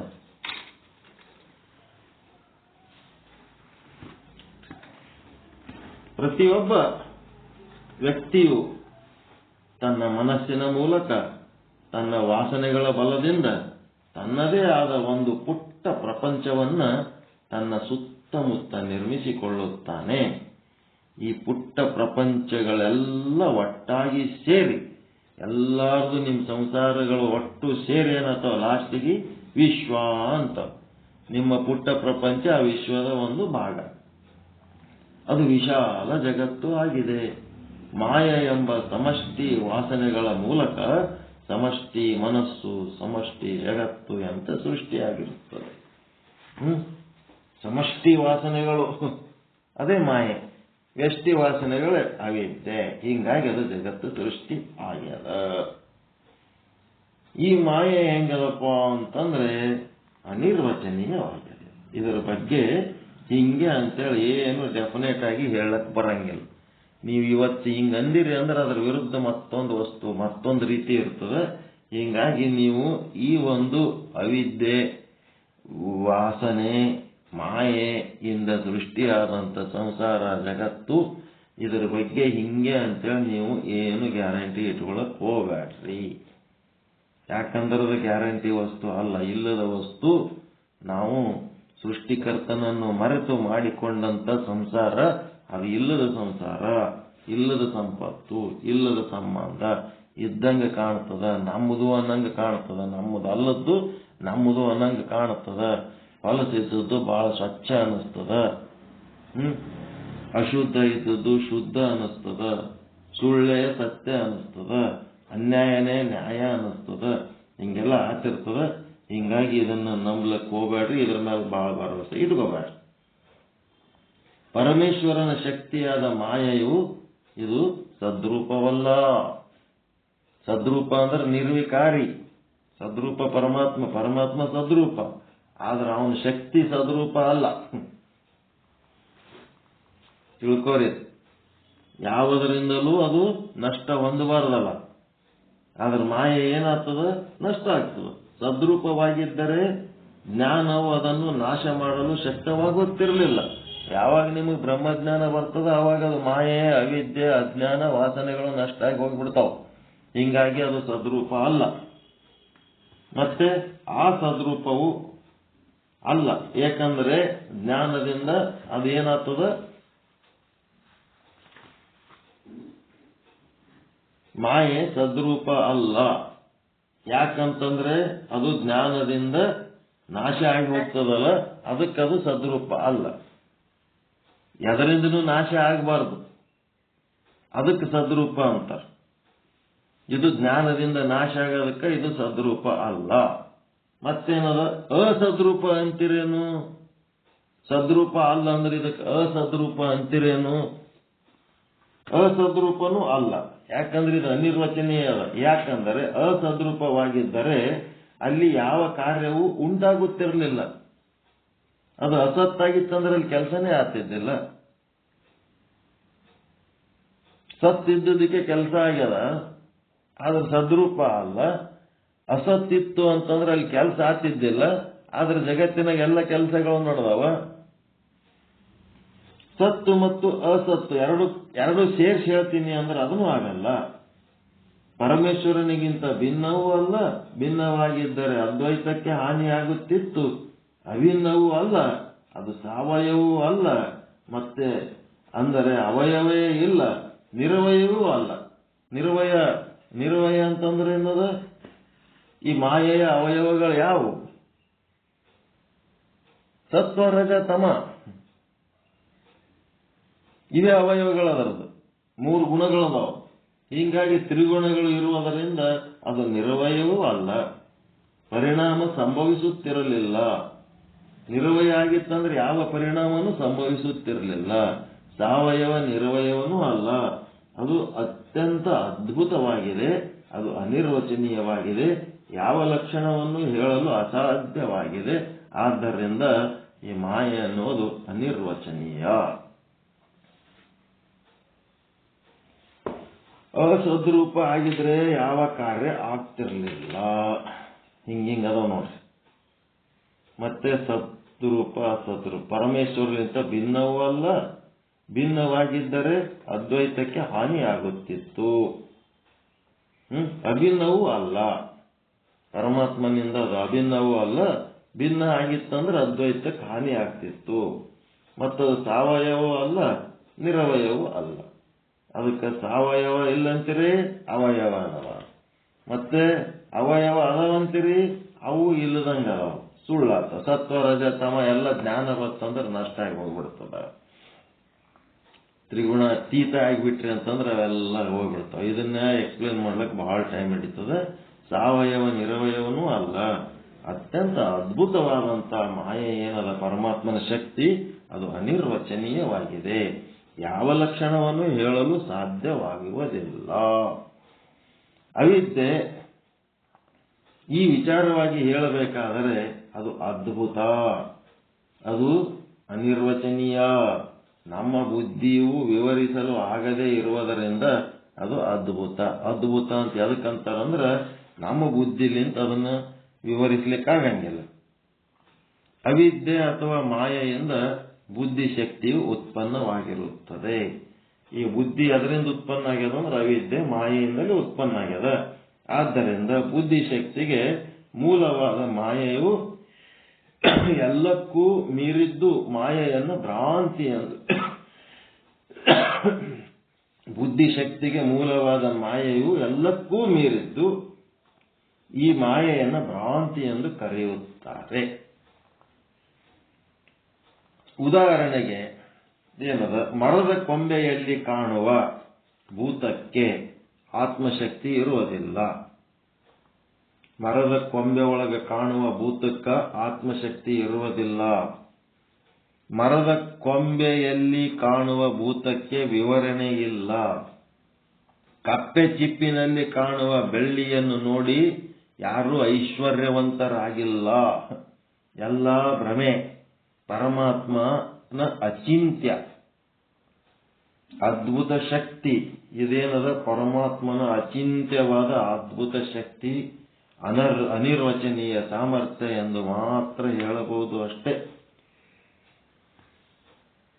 ಪರಮಾತ್ಮನ ಶಕ್ತಿಯಪ್ಪ, ಅವನ ಶಕ್ತಿ ಹೆಂಗ ಬೇಕಂಗೆ ಆಗ್ತದ, ಏನು ಬೇಕದೇ ಆಗ್ತದ. ಪರಮಾತ್ಮನಲ್ಲಿ ಇರುವ ಮಾಯಾಶಕ್ತಿ ಅದು ಹಿಂಗೆ ಹಂಗೆ ಅಂತ ಏನು ಹೇಳಂಗಿಲ್ಲ. ಹಿಂಗೆ ಇರ್ತದ, ಹಂಗೆ ಇರ್ತದ. ಅದು ಏನ್ ಹೆಂಗ್ ಬೇಕು ಹಂಗಿರ್ತದ, ಏನ್ ಬೇಕದು ಮಾಡ್ತದ ಪರಮಾತ್ಮನ ಶಕ್ತಿ.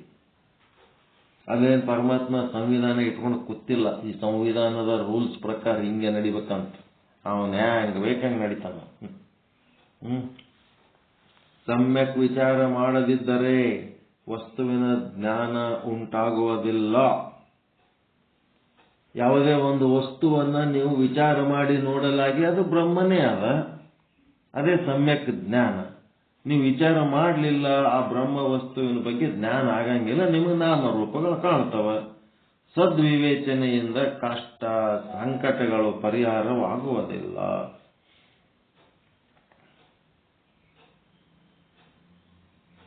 ಸದ್ವಿವೇಕ ಕೊಡುವ ವೇದಾಂತ ಗ್ರಂಥ ಎಂದರೆ ಈ ಒಂದು ವಿವೇಕದ ಮುಖದ ರತ್ನ ಎಂದು ಅರ್ಥ. ಈ ರೀತಿ ಒಂದು ಸದ್ವಿಚಾರ ಸದ್ವಿವೇಚನೆ ಇಲ್ಲದೆ ಯಾವುದೂ ಕಷ್ಟ ಸಂಕಟಗಳು ಪರಿಹಾರ ಆಗುವುದಿಲ್ಲ. ಇಂದಲ್ಲದೆ ಸದ್ವಿವೇಚನೆಯಿಂದಲ್ಲದೆ ಬರಿಬೇಕು. ಯಾವುದು ಸಂಕಟ ಪರಿಹಾರ ಆಗಂಗಿಲ್ಲ. ಆ ಸದ್ವಿವೇಕ ನಾವು ಜಾಗೃತ ಮಾಡಿಕೊಂಡ್ರೆ ಏನಾಗ್ತದಂತಂದ್ರೆ ಸಂಕಟಗಳು ಪರಿಹಾರ ಆಗ್ತಾವ. ಅದೇ ಹೇಳಕತ್ತೀನಿ ನಾನು ನಿಮಗೆ. ಏನು, ಯಾವಾಗ ಒಂದು ಸಂಕಟ ಬಂದದಪ್ಪ, ಯಾವುದೋ ಒಂದು ಸಂಕಟ ಬಂದಾಗ ಏನಾಗ್ತದೆ ನಿಮಗ? ಚಿಂತೆ ಹತ್ತಿ ಬಿಡ್ತದೆ. ಚಿಂತೆ ಹತ್ತಿದಾಗ ನೀವೇನಾಗಿರ್ತೀರಿ? ಅವಿವೇಕಿಗಳಾಗಿರ್ತೀರಿ, ಅಜ್ಞಾನಿಗಳಾಗಿರ್ತೀರಿ ಚಿಂತೆ ಒಳಗಿದ್ದಾಗ. ಇಂಥ ಒಂದು ಶ್ರವಣ ಮಾಡಿದ ಮೇಲೆ ಆ ಯಾವ ವಿಷಯದ ಬಗ್ಗೆ ಚಿಂತೆ ಮಾಡ್ಲಿಕ್ಕತ್ತೀವಿ ಅದೆಲ್ಲ ಮಿಥ್ಯವಾದ ಜಗತ್ತು. ಈ ಮಿಥ್ಯವಾದ ಜಗತ್ತಿನೊಳಗ ಮಿಥ್ಯವಾದ ಲೀಲೆಗಳು. ಸುಮ್ಮನೆ ನಾವು ನಾಟಕ ಪಾತ್ರಧಾರಿಗಳದೀವಿ, ನಾವು ಒರಿಜಿನಲ್ ಅಲ್ಲವೇ ಅಲ್ಲ. ಒರಿಜಿನಲಿ ನಾವು ಬ್ರಹ್ಮ ಅದೀವಿ, ಇದೆಲ್ಲ ನಮ್ಮದು ನಾಟಕ ಪಾತ್ರ. ಇದ್ರ ಬಗ್ಗೆ ನಾನು ಹೆಚ್ಚು ಸೀರಿಯಸ್ ತಗೋಬಾರ್ದು ಅಂತೇಳಿ ಏನಾಗ್ತದ? ದುಃಖ ಸಂಕಟಗಳು ಪರಿಹಾರ ಆಗಿ ಹೋಗ್ಬಿಡ್ತಾವ. ಸದ್ವಿವೇಚನೆ ಇರಲಿಲ್ಲ, ಹಿಂಗಾಗಬಾರ್ದಾಗಿತ್ತು, ಹಿಂಗಾಯ್ತಲ್ಲ ಅಂತೇಳಿ ಗೋಳಾಡ್ತಿರ್ತೀವಿ. ಪರಮಾತ್ಮನ ಜಗತ್ತಿನೊಳಗ ಆತನ ಶಕ್ತಿ ಕೆಲಸ ಮಾಡ್ಲಿಕ್ಕತ್ತದ. ಅದು ಏನ್ ಬೇಕಾದ್ ಮಾಡ್ತದ, ಹೆಂಗ್ ಬೇಕಂಗಿರ್ತದ. ಅದ್ರ ಬಗ್ಗೆ ನಾವು ಹಿಂಗೆ ಹಂಗೆ ಅಂತೇಳಿ ಅನ್ಕೊಳ್ಳಂಗಿಲ್ಲ.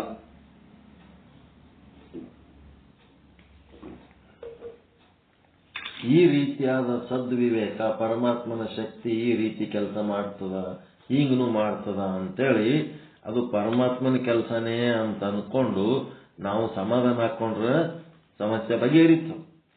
ಇಲ್ಲ, ಹಿಂಗಾಗಬಾರ್ದಾಗಿತ್ತು, ಹಿಂಗಾಗೋದಕ್ಕೆ ಯಾರು ಕಾರಣ ಏನು ಅಂತೇಳಿ ಹುಡುಕಾಡಿ ಹೋಗಿ ಅವ್ರಿಗೆ ಹಿಡ್ಕೊಂಡೋಗಿ ಪೊಲೀಸ್ ಸ್ಟೇಷನ್ದಾಗ ಕೊಟ್ಟು ಅವರಿಗೆ ಇವರಿಗೆ ಹಚ್ಚಿ ಬಡದಿಸಿ ಏನೇನೋ ಮಾಡ್ತೀವಲ್ಲ, ಅವೆಲ್ಲನೂ ಸುಳ್ಳು ಕೆಲಸ. ಅಪರಾಧಿಗಳು ಸುಳ್ಳ, ಕಳ್ಳರು ಸುಳ್ಳ, ಎಲ್ಲ ಸುಳ್ಳು. ಅಲ್ಲಿ ಆಗಿದ್ದ ಕಾರಣ ಯಾರು? ಈಶ್ವರ ಮಾಯರೇ ಕಾರಣ ಇರ್ತಾರಲ್ಲ ಮೇನ್.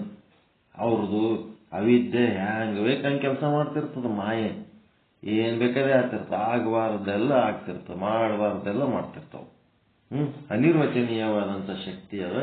ಹಿಂಗಾಗಿ ನಾವು ಈ ಜಗತ್ತಿನ ಬಗ್ಗೆ ಹೆಚ್ಚು ತಲೆ ಕೆಡಿಸ್ಕೋಬಾರ್ದು. ಈ ರೀತಿಯಾದ ಸದ್ವಿವೇಚನೆಯಿಂದಲ್ಲದೆ ಸಂಕಟ ಕಷ್ಟಗಳು ಪರಿಹಾರವಾಗುವುದಿಲ್ಲ. ಅದಕ್ಕೆ ಇದು ಹಾವು ಎಂಬ ಭ್ರಾಂತಿಯು ಇದು ಹಗ್ಗ ಎಂಬ ವಿವೇಕದಿಂದ ಹೇಗೆ ನಾಶವಾಗುತ್ತದೆಯೋ, ವಾಕ್ಯ ನೋಡ್ರಿ ಹೆಂಗದ. ಇದು ಹಾವು ಎಂಬ ಭ್ರಾಂತಿಯು ಇದು ಹಗ್ಗ ಎಂಬ ವಿವೇಕದಿಂದ ನಾಶವಾಗುತ್ತದೆ. ಹಗ್ಗ ಬೆಳಕು ಮಾಡಿ ಗುರುತಿಸಿದ್ರಿ ಅಂತಂದ್ರೆ ಹಾವು ಹೋಗ್ಬಿಡ್ತದಿಲ್ಲ ಭ್ರಾಂತಿ. ಹಾಗೆಯೇ ಶುದ್ಧವು ಅದ್ವಿತೀಯವು ಆದ ಪರಬ್ರಹ್ಮದ ಜ್ಞಾನದಿಂದ ಈ ಮಾಯೆ ಅವಿದ್ಯೆ ನಾಶ ಆಗ್ತದ. ಸತ್ವ ರಜ ತಮಸ್ಸು ಎಂಬ ಆ ಮಾಯೆಯ ಸಂಬಂಧಿಗಳಾದ ಗುಣಗಳು ಅವು ವ್ಯಕ್ತವಾಗಿರುವ ತಮ್ಮ ಕಾರ್ಯಗಳಿಂದಲೇ ಪ್ರಸಿದ್ಧವಾಗುತ್ತವೆ. ಮಾಯೆ ಒಳಗ ಅಜ್ಞಾನ ಇದ್ದಾಗ ಆ ಅಜ್ಞಾನ ಹೆಂಗ್ ಪ್ರಸಿದ್ಧ ಆಗ್ತದೆ ಅಂದ್ರೆ ಸತ್ವ ರಜ ತಮ ಎಂಬ ಅದರ ಗುಣಗಳ ಏನದಾವ ಅವು ಕಣ್ಣಿಗೆ ಕಾಣಂಗಿಲ್ಲ, ಅವ್ಯಕ್ತವಾಗಿ ಒಳಗದಾವ. ಆದ್ರೆ ಅವು ಹೊರಗೆ ಆಡೋ ಮಾತು, ಮಾಡೋ ಕೆಲಸ, ಅವು ಮಾಡುವ ವಿಚಾರ ಆಲೋಚನೆಗಳೇನದಾವಲ್ಲ ಅವುಗಳಿಂದ ಅವು ಪ್ರಸಿದ್ಧ ಆಗ್ತಾವ ಹೊರಗೆ. ಅವಿದ್ಯೆ ಸತ್ವ ರಜ ತಮ ಈ ಮೂರು ಗುಣಗಳಿಂದ ಒಳಗಾಗಿದ್ದು ಆ ಗುಣಗಳನ್ನು ನಾವು ಪ್ರತ್ಯಕ್ಷವಾಗಿ ನೋಡಲಾರೆವು. ಅವುಗಳ ಕಾರ್ಯಗಳಿಂದ ನಮಗೆ ಅವುಗಳ ಗುರುತು ಸಿಗುತ್ತದೆ. ಅವುಗಳ ಕಾರ್ಯದಿಂದ ಅವುಗಳನ್ನು ಗುರುತಿಸುವ ಗುಣ ಬರಬೇಕು ನಮಗ. ಆದ್ದರಿಂದ ಆ ಮಾಯಾಶಕ್ತಿಯ ಕಾರ್ಯವು ಈ ತ್ರಿಗುಣಗಳು ಆ ಕ್ಷೇತ್ರದಲ್ಲಿಯೇ ಇರುತ್ತವೆ. ಆಯಾಯ ಸಂದರ್ಭದಲ್ಲಿ ಪ್ರಬಲವಾಗಿ ಸೋಲುವ ಗುಣಕ್ಕೆ ಅನುಗುಣವಾಗಿ ಮನಸ್ಸು ಬದಲಾಯಿಸುತ್ತದೆ. ಏನೇನಾಗ್ತಿರ್ತದೆ? ಆಯಾಯ ಸಂದರ್ಭದಲ್ಲಿ ಪ್ರಬಲವಾಗಿ ಸೋಲುವ ಗುಣ, ಹೊರಗಿನ ಲೌಕಿಕ ವಿಷಯಗಳ ಪ್ರಾಬಲ್ಯ ಹೆಚ್ಚಾದಾಗ, ಅದರ ಪ್ರಭಾವ ಜಾಸ್ತಿ ಆದಾಗ ಅವಾಗ ಏನಾಗ್ತಿರ್ತದೆ? ಮನಸ್ಸು ಸೋಲ್ತಿರ್ತದೆ. ಸೋತು ಆ ಪ್ರಸಂಗಕ್ಕನುಸಾರವಾಗಿ ಮನಸ್ಸು ಬದಲಾಯಿಸ್ತಾ ಇರ್ತದ. ಋತುಭೇದ, ಅದೇ ಪ್ರಕೃತಿಯ ದೃಶ್ಯಗಳು ಬೇರೆ ಬೇರೆಯಾಗಿ ತೋರುತ್ತಿರುತ್ತವೆ ಅಲ್ಲವೇ? ಒಂದೇ ಪ್ರಕೃತಿ ಅದ, ಋತುಭೇದದೊಳಗೆ ಹೆಂಗಾಗ್ತದ? ಬ್ಯಾಸಿಗೆ ಒಂಥರ ಕಾಣ್ತದಿಲ್ಲ ಪ್ರಕೃತಿ. ಒಂದು ಗಿಡ ನೋಡ್ರಿ, ಬ್ಯಾಸಿಗೆಯಾಗ ಹೆಂಗಿರ್ತದ ಅದರ ಅವತಾರ, ಮಳೆಗಾಲದಾಗ ಹೆಂಗಿರ್ತದ, ಚಳಿಗಾಲದಾಗ ಹೆಂಗಿರ್ತದ, ಪ್ರಕೃತಿ ಒಳಗಿಂದ ಒಂದು ಗಿಡ ನೋಡ್ರಿ, ಮೂರು ಕಾಲದಾಗ ಅದು ಬೇರೆ ಬೇರೆ ರೂಪ ತಾಳ್ತದ ಇಲ್ಲ. ಬ್ಯಾಸಿಗೆಯಾಗ ಎಲ್ಲ ಎಲಿ ಉದುರಿ ಹೋಗ್ಬಿಟ್ಟಿರ್ತಾವ, ಅದೇನು ಸತ್ಯ ಹೋಗ್ಯದ ನಂಗೆ ಕಾಣ್ತಿರ್ತಾವ. ಮಳೆಗಾಲದಾಗ ಚಿಗುರ್ತಿರ್ತಾವ, ಮತ್ತು ಹೊಸ ಎಲಿಗಳು, ಹಳೆ ಎಲಿಗಳೆಲ್ಲ ಉದುರಿ ನೆಲಕ್ಕೆ ಬಿದ್ದಿರ್ತಾವ. ಮತ್ತು ಚಳಿಗಾಲದಾಗ ಅವೇ ಚಿಗುರಿದ ಎಲೆಗಳು ಲವಲವ ಗಾಳಿಗೆ ಒಂಥರ ಕಂಪಿಸ್ತಾ ಗಿಡದ ಸೌಂದರ್ಯವನ್ನು ವ್ಯಕ್ತಪಡಿಸ್ತಿರ್ತಾವ. ಹಂಗ ಒಂದೇ ಗಿಡ ಏನ್ ಮಾಡ್ತಿರ್ತದ, ಋತು ಭೇದದಿಂದ ಬೇಸಿಗೆ, ಮಳೆಗಾಲ, ಚಳಿಗಾಲ, ವಸಂತ ಕಾಲ ಏನಿರ್ತಾವಲ್ಲ, ಆ ಕಾಲದಲ್ಲಿ ಅದು ಯಾವ ರೀತಿ ಬೇರೆ ಬೇರೆಯಾಗಿ ತೋರಿಸ್ತಿರ್ತದೋ ಹಂಗ ಇಲ್ಲಿ ಏನದ, ನಿಮಗಿರೋದು ಎಷ್ಟು ಮನಸ್ಸುಗಳದಾವ? ಒಂದೇ ಮನಸ್ಸು ಏನ್ ಮಾಡ್ಲಕತ್ತದ, ಅಲ್ಲಿ ಸತ್ವಗುಣ, ರಜೋಗುಣ, ತಮೋಗುಣ ಎನ್ನುವಂತ ಆ ಮಾಯಾಶಕ್ತಿಗಳ ಪ್ರಾಬಲ್ಯ ಆ ಮನಸ್ಸಿನ ಮೇಲೆ ಹೆಂಗ್ ಪ್ರಭಾವ ಬೀರ್ತಿರ್ತದ, ಹಂಗಂಗ ಅದು ಮನಸ್ಸು ವ್ಯತ್ಯಾಸ ಆಕೋತ ಹೋಗ್ತದ. ಮನಸ್ಸು ಚೇಂಜ್ ಆಗ್ತದೆ, ಬೇರೆ ಬೇರೆ ಆಗಿ ತೋರ್ತದೆ. ಹೀಗಾಗಿ ಈ ಮನಸ್ಸು ಬೇರೆ ಬೇರೆಯಾಗಿ ತೋರ್ಲಕತ್ತದ ಅಂತಂದ್ರ ಅದು ಅನಿರ್ವಚನೀಯ ಮಾಯೆಯ ಅಧೀನಕ್ಕೊಳಗಾಗಿದ್ದಕ್ಕೆ ಅದು ಏನಾಗ್ಯದ, ಬೇರೆ ಬೇರೆಯಾಗಿ ತೋರ್ಲಕತ್ತದ. ನಾವೊಬ್ಬರಿಗೆ ಯಾರಿಗಾರ ಬಹಳ ಚಲೋ ಅದಾರ ಅಂತ ತಿಳ್ಕೊಂಡ್ರೆ ಅವ್ರು ಕೆಟ್ಟವ್ರಾಗಬಹುದು, ಕೆಟ್ಟವರಾದ ಅಂತ ತಿಳ್ಕೊಂಡ್ರೆ ಅವ್ರು ಒಳ್ಳೆಯವರಾಗ್ಲೂಬಹುದು. ಯಾಕಂದ್ರೆ ಮನಸ್ಸಿನ ಮೇಲೆ ಎಂತ ಸಂಸ್ಕಾರದ ಪ್ರಭಾವ ಬೀರ್ತದ ಅಂತ ಒಂದು ವ್ಯಕ್ತಿತ್ವ ಅವ್ರದ್ದು ಆಗ್ತಿರ್ತದೆ. ಅದಕ್ಕೆ ಈ ಒಂದು ಕಾರ್ಯಗಳನ್ನ ನೋಡಿ ನಾವು ಏನ್ ಮಾಡ್ಬೇಕು, ಇದು ಸತ್ವಗುಣದ ವ್ಯವಹಾರ, ಇದು ರಜೋಗುಣದ ವ್ಯವಹಾರ, ಇದು ತಮೋಗುಣದ ವ್ಯವಹಾರ ಅಂತೇಳಿ ಗುರುತಿಸುವಂತ ಕೌಶಲ್ಯ ಕಲಿಬೇಕು. ಕಲಿತೀರ ಬೇಡ, ಸುಮ್ಮಿಂಗೆ ಹೇಳ್ಕೊಂಡು ಹೋಗಮ್ಮ. ತಮೋಗುಣದ ವ್ಯವಹಾರ ಅಂತೇಳಿ ಗೊತ್ತಾದ್ಮೇಲೆ ಏನ್ ಮಾಡ್ಬೇಕು, ಶಿವನ ಕಡೆ ಬಂದ್ಬಿಡ್ಬೇಕು. ಇದು ಬಹಳ ಡೇಂಜರ್. ಈ ತಮೋಗುಣದ ವ್ಯವಹಾರಗಳು ಮಾಡೋದ್ರಿಂದ ಬಹಳ ಅಪಾಯಕ್ಕೆ ಒಳಗಾಗ್ತೀವಿ, ಬಹಳ ಕೆಟ್ಟ ಒಂದು ಹೀನ ಸ್ಥಿತಿಗೆ ಹೋಗ್ತೀವಿ ಅಂತೇಳಿ ಶಿವನ ಕಡೆ ಬಂದ್ಬಿಡ್ಬೇಕು. ಮತ್ತೆ ರಜೋಗುಣದ ವ್ಯವಹಾರ ಏನು, ಜಗತ್ತಿನೊಳಗ ರಾಜಕಾರಣ ಮಾಡ್ಕೋತ ರಾಜರಾಗಿ ಆ ದೇಶ ಎಲ್ಲ ಆಳ್ಕೋತ ಹೋಗಿ ನಮ್ಮನ್ನು ನಾವು ಕಳ್ಕೊಂಡು ಹೋಗ್ಬಿಡ್ತೀವಿ. ಇದೇನದ ರಜೋಗುಣದ ವ್ಯವಹಾರ, ಅಧಿಕಾರ ಮೋಹ. ಅದು ನಾನಾ ರೀತಿಯಾಗಿ ಚೆಲ್ಲಾಪಿಲ್ಲಿಯಾಗಿ ಹೋಗ್ಬಿಡ್ತದ ಜೀವನ. ಒಬ್ಬ ಯಾವರ ರಾಜಕಾರಣಿ ಆದ್ನಂತಂದ್ರೆ ಅವನ ಮನಿ, ಅವನ ಮಠ ಎಲ್ಲ ಒಂದು ನಮೂನಿ ಆಗಿಬಿಡ್ತದೆ. ಎಲ್ಲ ಪರಿಸ್ಥಿತಿ ಯಾರ್ಯಾರೋ ಬರ್ತಾರ, ಯಾರ್ಯಾರೋ ಓದ್ತಿರ್ತಾರ, ಏನೇನೋ ಆಗ್ತಿರ್ತದ, ಯಾರೋ ಕಾಯ್ತಿರ್ತಾರ, ಯಾಕಡಿದ ಬರ್ತದ, ಯಾಕಡಿದ ಬರ್ತಿರ್ತದ, ಏನೇನೋ ಆಗ್ತಿರ್ತವ. ಅದು ರಜೋಗುಣ. ಸತ್ವಗುಣ ಅಂತಂದ್ರ ಕುಂತು ಕೇಳಿದ್ದೇ ಕೇಳಿದ್ದು, ಯಾರು ಏನ್ಯಾಕೆ ಕೇಳಲ್ಲ, ಸುಮ್ ಹಚ್ಕೊಂಡು ಕೂತಿ ಕೇಳಿದ್ದೆ ಸುಮ್ ಕೇಳೋದೇ ಕೇಳಿ ಏನ್ ಮಾಡ್ಬೇಕು ಮುಂದೆ, ಅದರಿಂದ ಮುಂದೆ ಏನ್ ಮಾಡ್ಬೇಕು, ಮುಂದೆ ಏನಾಗ್ಬೇಕು, ಮುಂದೆ ಏನ್ ಮಾಡ್ಬೇಕು. ನಾವು ವೈಯಕ್ತಿಕ ಮೋಕ್ಷ ಪಡ್ಕೋಬೇಕು.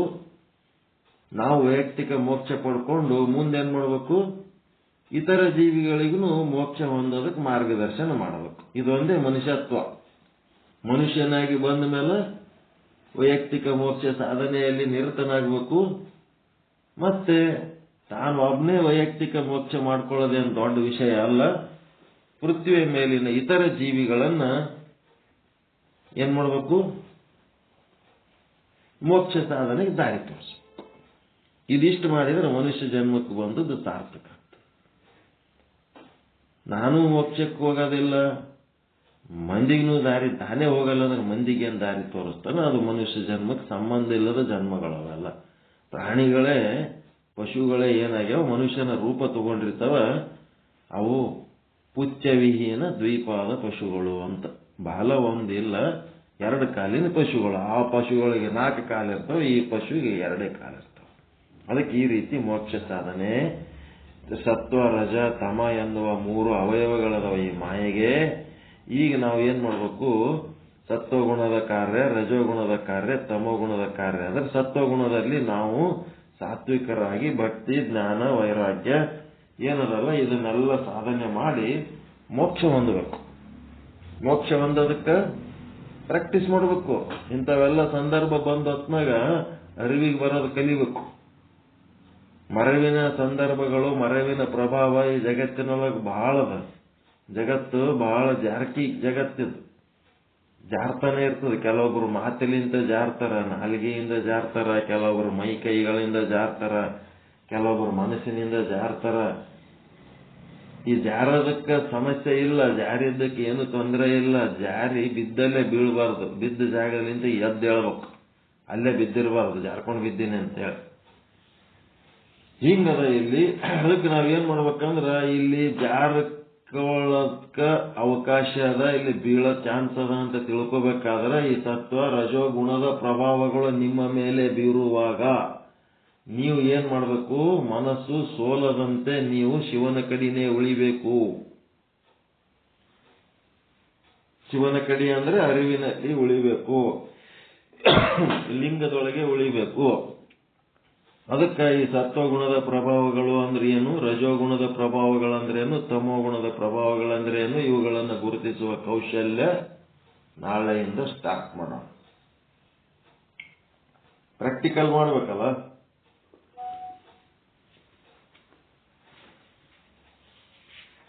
ಏನ್ ಮಾಡ್ತೀರಿ? ನಾಳೆನಿಂದ ಸತ್ವ ರಜೋ ತಮೋಗಳ ಪ್ರಭಾವ ನಮ್ಮ ಮೇಲೆ ಮೂಡುವಾಗ ನಾವು ಹೆಂಗ ಇರಬೇಕು, ನಾವು ಏನ್ ಮಾಡ್ಬೇಕು ಅನ್ನೋದು, ಹುಷಾರಾಗಿರ್ಬೇಕು ಅನ್ನೋದು ಕಲ್ಸೋದು ನಾಳೆಗೆ ಕಲ್ಸೋಣ. ಸಮಯ ಆಯ್ತು, 8:30 ಆಗ್ಲಕತ್ತದ. ಸಮಯ ಬಹಳ ಆಗ್ಯದ, ಕ್ಷಮಿಸ್ಬೇಕು.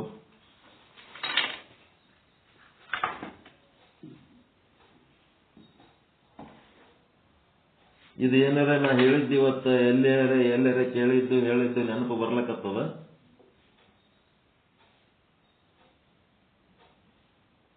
ಏನ್ ಹೇಳಿದೆ ಇವತ್ತು? ವಿಚಾರ ಸಾಗರ ಹೇಳಿಲ್ಲ ನಾನು. ಮುಂದೆ ಕೇಳ್ಕೊತ ಹೋದಂಗೆ ಹಿಂದೆ ಮಾಡ್ಕೊತ ಹೋಗೋದು. ಹೇಳಿದವರು ಮರ್ಯಾದೆ, ಕೇಳಿದವರು ಮರ್ಯಾದೆ. ನೀವು ಹೇಳಿದ್ದೆ, ನೀವು ಕೇಳಿದ್ದೆ ನಾ ಹೇಳಕತ್ತೆ.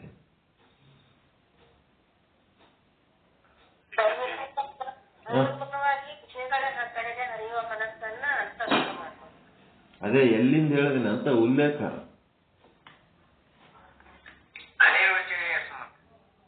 ಉಲ್ಲೇಖ ಗ್ರಂಥ ಯಾವ ಗ್ರಂಥ?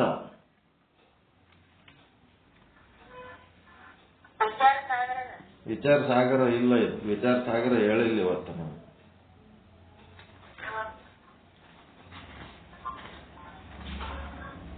ವಿವೇಕ ಚೂಡಾಮಣಿ, ವಿವೇಕ ಚೂಡಾಮಣಿ. ಇದು ಡೀಟೇಲ್ ಆಗಿ ಸ್ಟಡಿ ಮಾಡಿರಿ ಆಲ್ರೆಡಿ. ಕಲ್ಯಾಣಪ್ಪ ಗುರುಗಳು ಎಲ್ಲರಿಗೂ ಹೇಳ್ಯಾರ, ಅಷ್ಟೇ ಗೊತ್ತದ. ಕಲ್ಯಾಣಪ್ಪ ಗುರುಗಳು ಏನ್ ಹೇಳ್ಯಾರ? ವಿವೇಕ ಚೂಡಾಮಣಿ ಹೇಳ್ಯಾರ. ಕಲ್ಯಾಣಪ್ಪ ಗುರುಗಳಿಗೂ ಗೊತ್ತದ ವಿವೇಕ ಚೂಡಾಮಣಿ ಹೇಳಿನ ಅಂತ. ಏನ್ ಹೇಳಿವಿ? ಪ್ರಾಕ್ಟೀಸ್ ಇರ್ಲಾರ್ದಕ್ಕೆ ಏನಾಗ್ಬಿಡ್ತದೆ, ಮರ್ತೋಗ್ಬಿಡ್ತದೆ. ವಿವೇಕ ಚೂಡಾಮಣಿ, ವಿಚಾರ ಚಂದ್ರೋದಯ ಎರಡು ಒಂದೇ. ಇದ್ರೊಳಗೆ ನೀವೇನ್ ಮಾಡ್ಬೇಕು? ವಿವೇಕ ಚೂಡಾಮಣಿ ಯಾರ ಹತ್ರ ಅದ?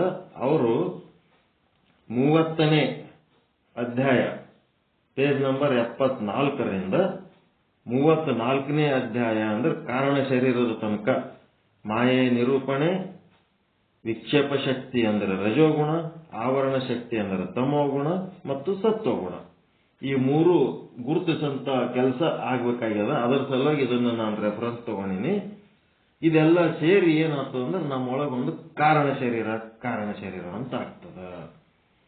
ಇದನ್ನ ಹೇಳೋದ್ರ ಸಲುವಾಗಿ 30, 31, 32, 33, 34 ಈ 4 ಅಧ್ಯಾಯಗಳನ್ನ ಅಧ್ಯಯನ ಮಾಡಬೇಕು. ಇವತ್ತು ಒಂದು ಅಧ್ಯಾಯ ಮಾಯೆಯ ನಿರೂಪಣೆ ಹೇಳಿನಿ. ಮತ್ತೆ ಮುಂದಿಂದು ನಮ್ಮದ್ ನಾವು ಓದ್ಕೋತೀವ್ರಿ ಅಂತಂದ್ರೆ ಓದ್ಕೊಳ್ರಿ, ವಿಚಾರ ಸಾಗರಕ್ಕೆ ಬರ್ತೀನಿ. ಇಲ್ಲ 3-4 ದಿವಸದ ಮಟ್ಟಿಗೆ ಇದು ನೀವೇ ಹೇಳ್ರಿ ಅಂದ್ರೆ ನಾನು ಹೇಳ್ತೀನಿ. ಇಲ್ಲ ಕಲ್ಯಾಣಪ್ಪ ಗುರುಗಳು ಹೇಳಂದ್ರೆ ಅವ್ರು ಹೇಳ್ತಾರೆ. ನೀವ್ ಹೆಂಗಾರ ಮಾಡ್ರಿ. ಒಟ್ಟ ಇದು ಆಗ್ಬೇಕೀಗ.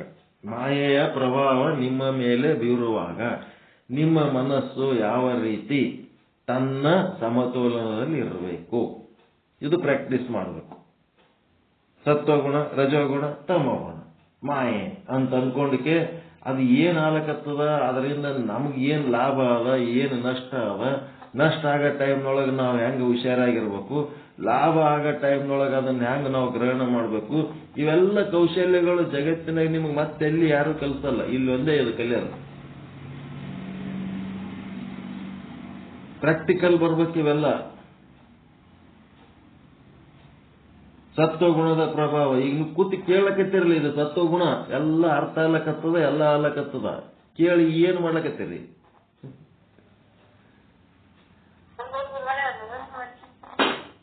ಕೇಳಿ ಏನ್ ಮಾಡ್ಲಕತ್ತೀರಿ? ನಿಮ್ಮ ಮಕ್ಕಳು ಮೊಮ್ಮಕ್ಕಳು ಎಲ್ಲೋ ಬೇರೆ ಊರಾಗ ಇರ್ತಾರ, ನಿಮ್ಗೆ ಅತಿ ಪ್ರಿಯವಾದ ವ್ಯಕ್ತಿಗಳು. ನೀವು ಅಡಿಗೆ ಮಾಡ್ಕೊಂಡು ಉಣ್ಣ ಟೈಮ್ನೊಳಗ ಕಣ್ಣಾಗ ಒಂದೆರಡು ನೀರು ಬರ್ತಾವ. ಎದಕ್ಕ? ಇದು ಈ ಮಗನಿಗೆ ಬಹಳ ಇಷ್ಟ ಇತ್ತು, ಅದಕ್ಕೆ ಬಿಟ್ಟು ನಾ ತಿನ್ನಕತ್ತೀನಿ ನೋಡು. ಅದು ಇತ್ತಂದ್ರ ಆ ಮಗನು ಒಂದಿಟ್ಟಿದ್ರೆ ನಮ್ಮ ಸಂಗಡ ತಿಂತಿತ್ತು. ನಿಮ್ಮ ಪ್ರಿಯವಾದವರಿಗೆ ನಿಮ್ಮಲ್ಲಿರುವ ಪದಾರ್ಥವನ್ನು ಹಂಚಿ ಸಂತೋಷ ಪಡಿಸ್ಬೇಕು ಅನ್ನಂತ ಒಂದು ಪ್ರವೃತ್ತಿಯಲ್ಲಿ ಕೆಲಸ ಮಾಡ್ತಿರ್ತದೆ. ಹೌದಾ ಇಲ್ಲ? ಅದೇ ರೀತಿ ನಿಮ್ಗ ಈಗ ಏನಾದ್ರೂ ಒಂದು ವಿಷಯ ತಿಳಿದ ಕೂಡ್ಲೇನೆ ನನ್ನ ಪ್ರಿಯರಿಗೆ ಈ ವಿಷಯವನ್ನ ತಿಳಿಸಿ ಅವರ ಮನಸ್ಸಿಗೆ ಸಂತೋಷ ಉಂಟು ಮಾಡಬೇಕು, ಅವರಿಗೂ ಜ್ಞಾನದ ಮಟ್ಟ ಹೆಚ್ಚಿಸಬೇಕು ಅಂತೇಳಿ ನೀವು ಕಾಳಜಿ ಮಾಡಬೇಕಾದಂತ ಯಾವ ವ್ಯಕ್ತಿಗಳದಾರ ಆ ವ್ಯಕ್ತಿಗಳಿಗೆ ನೀವು ಈ ವಿಷಯಗಳನ್ನ ಮತ್ತೊಂದ್ಸಾರಿ ಹೇಳಿದ್ರಿ ಅಂತಂದ್ರ ನೀವು ಗಟ್ಟಿ ಆಗ್ತೀರಿ. ನನಗೇನೋ ಒಂದು ಹಿಂಗೆ ಹಿಡ್ಕೊಂಡೆ ಬುಕ್ಕ, ನನಗೇನಾರ ಚಲೋ ಅನ್ನಿಸ್ತಂದ್ರ ನನಗೇನಾಗ್ತದ, ಈ ಶುದ್ಧ ಬ್ರಹ್ಮಪೀಠದ ಸಾಧಕರಿಗೆ ಈ ವಿಷಯವನ್ನು ಹೇಳಕ್ಕೆ ಸಂತೋಷ ಪಡಿಸಬೇಕು ಅಂತ ನನ್ನೊಳಗ ಒಂದು ಬಂದುಬಿಡ್ತದೆ. ಸಾಂಕೇತಿಕವಾಗಿ ವಿಚಾರ ಸಾಗರ ಹಿಡಿದೀವಿ ನಾವು.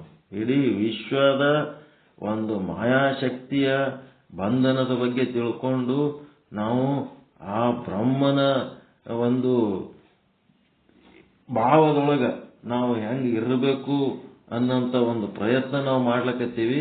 ಅದಕ್ಕೆ ವಿಚಾರ ಸಾಗರ ಒಂದು ಸಾಂಕೇತಿಕ ಅಷ್ಟೇ ಹೊರತು ಈ ದಾರಿ ಒಳಗೆ ನಾವು ಹೋಗೋದಕ್ಕೆ ಯಾವ ಗ್ರಂಥಗಳು ಉಪಯೋಗ ಆದ್ರೂ ಅವುಗಳನ್ನು ನಾವು ತೆಕ್ಕಿಗೆ ಹಾಕೊಂಡು ಗೌರವಿಸ್ತೀವಿ, ಓದ್ತೀವಿ, ಓದಿಸ್ತೀವಿ, ಬರಿತೀವಿ, ಬರೆಸ್ತೀವಿ. ವಿವೇಕ ಚೂಡಾಮಣಿ ಪ್ರತಿಯೊಬ್ಬರು ಆ ಗ್ರಂಥ ತರಿಸ್ಕೊಳ್ರಿ. ಅತ್ಯಂತ ಸರಳವಾದ ಗ್ರಂಥ. ಬಜಾರ್ದಾಗ ಎಲ್ಲಿ ಬೇಕಲ್ಲೇ ಸಿಗ್ತದದು.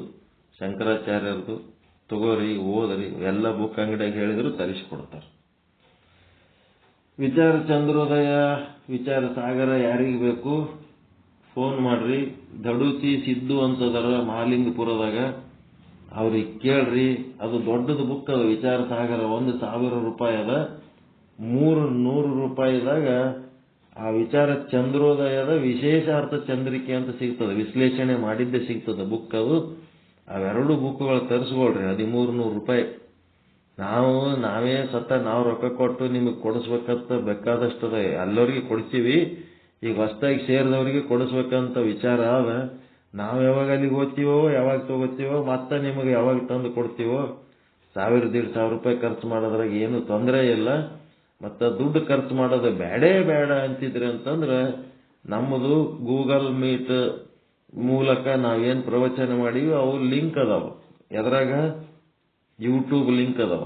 ಆ ಲಿಂಕ್ ಆದರೂ ಫೋನ್ ಮಾಡಿ ತರಿಸಿ ಹಾಕೋರಿ ನಿಮ್ಮ ಮೊಬೈಲ್ನೊಳಗೆ.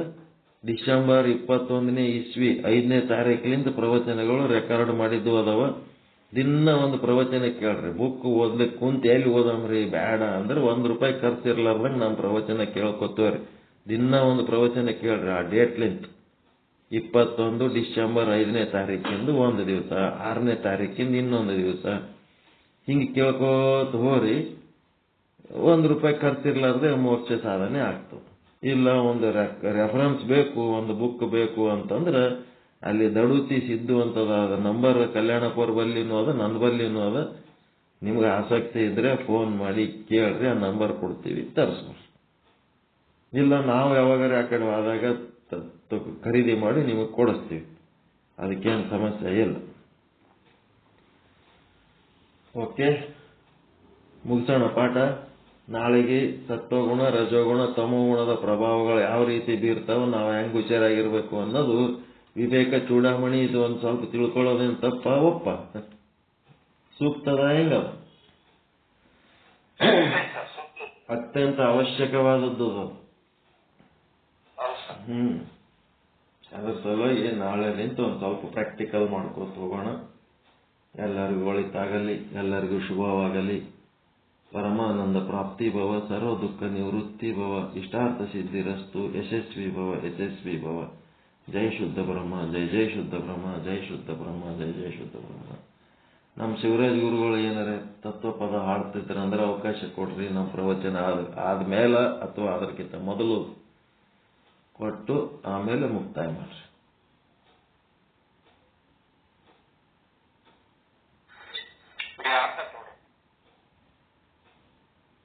ಏನ್ರಿ?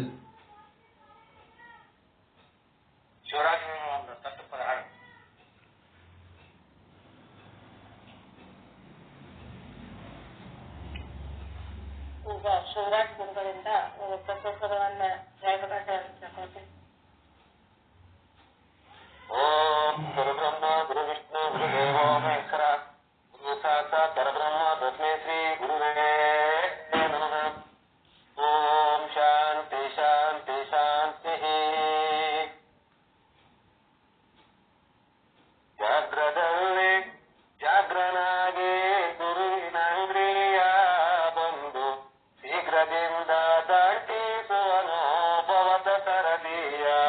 ಗುರುವು ಭವದ ಸರದಿಯ ಊರುಗಾದ ಪರವಾಗಿಣಿಯೋ ಆರು ಮಾತಾವು ಕಾಯ್ದು. ಊರುಗಾದ ಪರವಾಗಿಣಿಯೋ ಆರು ಮಾತಾವು ಕಾಯ್ದು.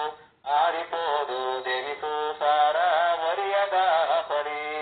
ಜಾಗ್ರದಲ್ಲಿ ಜಾಗ್ರನಾಗಿ ಗುರುವಿನಂಗ್ರಿಯ ಬಂದು ಶೀಘ್ರದಿಂದ ದಾಟಿಸುವನು ಭವದ ಸರದಿಯ. ಮೂರತರ ಸಂಸಾರವೆಂಬ ವೃಕ್ಷದ ಫಲವು 3 ವರುಷ ಕಾಯ್ದಾರಿಲ್ಲ ಎಂಬುದರಿತೀಕೋ. 3 ವರುಷ ಕಾಯ್ದಾರಿಲ್ಲ ಎಂಬುದರಿತೀಕೋ. ಜಾಗ್ರದಲ್ಲಿ ಜಾಗ್ರನಾಗಿ ಗುರುವಿನಂಗ್ರಿಯ ಬಂದು ಶೀಘ್ರದಿಂದ ದಾಟಿಸುವನು ಭವದ ಸರದಿಯ. ಸರದಿಗಳಿಗಳಡಗಿದಾಗ ಸ್ನಾನಗೈಯುವೆ ಎಂದು. ಸರದಿಗಳಿಗಳಡಗಿದಾಗ ಸ್ನಾನಗೈಯುವೆನೆಂದು ಮರುಳನೋರ್ವ ಕಾಯಿದ ಪರಿಸಂ ಸಾರವೆಂಬುವ. ಜಾಗ್ರದಲ್ಲಿ ಜಾಗ್ರನಾಗಿ ಗುರುವಿನಂಗ್ರಿಯ ಬಂದು ಶೀಘ್ರದಿಂದ ದಾಟಿಸುವನು ಭವದ ಸರದಿಯ. ಸರದಿಯಲ್ಲಿ ಪುತ್ರ ಮಿತ್ರ ಗೋತ್ರ ಬಾಂಧವರೆಂಬ ತೆರೆಗಳಡಗಿದಾಗ ಶಿವನ ಭಜಿಪೆನಿನ್ನದೆ. ಜಾಗ್ರದಲ್ಲಿ ಜಾಗ್ರನಾಗಿ ಗುರುವಿನಂಗ್ರಿಯ ಬಂದು ಶೀಘ್ರದಿಂದ ದಾಟಿಸುವನು ಭವದ ಸರದಿಯ. ಕೋಟಿಗೊಂದು ಮಾತು ಬೇಡ್ವೆ ಜಗವಿದೆಲ್ಲವೂ ಮಿಥ್ಯ. ಕೋಟಿಗೊಂದು ಮಾತು ಬೇಡ್ವೆ ಜಗವಿದೆಲ್ಲವೂ ಮಿಥ್ಯ.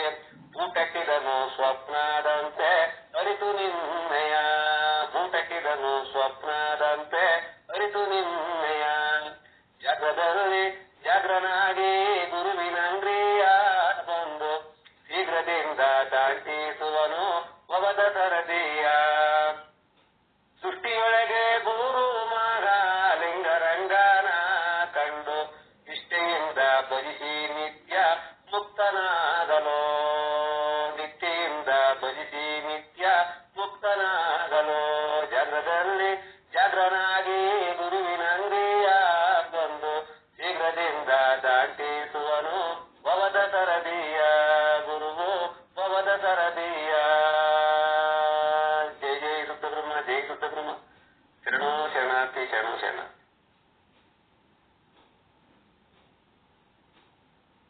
ತುಂಬಾ ಧನ್ಯವಾದಗಳು ಶಿವರಾಜ್ ಗುರುಗಳಿಗೆ. ಬಹಳ ಸುಂದರವಾಗಿ ತತ್ವಪದವನ್ನ ಗುರು ನಮ್ಮನ್ನ ಈ ಗುರುಗಳನ್ನ ದಾಟಿಸ್ತಾನೆ ಅಂತ ಹೇಳಿ ತಿಳಿಸ್ಕೊಟ್ಟಿ ತಮಗೆ ಅನಂತ ಧನ್ಯವಾದಗಳು. ಎಲ್ಲರಿಗೂ ಶರಣಾರ್ಥಿಗಳು. ಜೈ ಶುದ್ಧ ಬ್ರಹ್ಮ, ಜೈ ಜೈ ಶುದ್ಧ ಬ್ರಹ್ಮ, ಜೈ ಶುದ್ಧ ಬ್ರಹ್ಮ. ಎಲ್ಲ ಗುರುಗಳಿಗೂ ಶರಣಾರ್ಥಿಗಳು. ಎಲ್ಲರಿಗೂ ಶರಣರಿಗೂ ಶರಣ.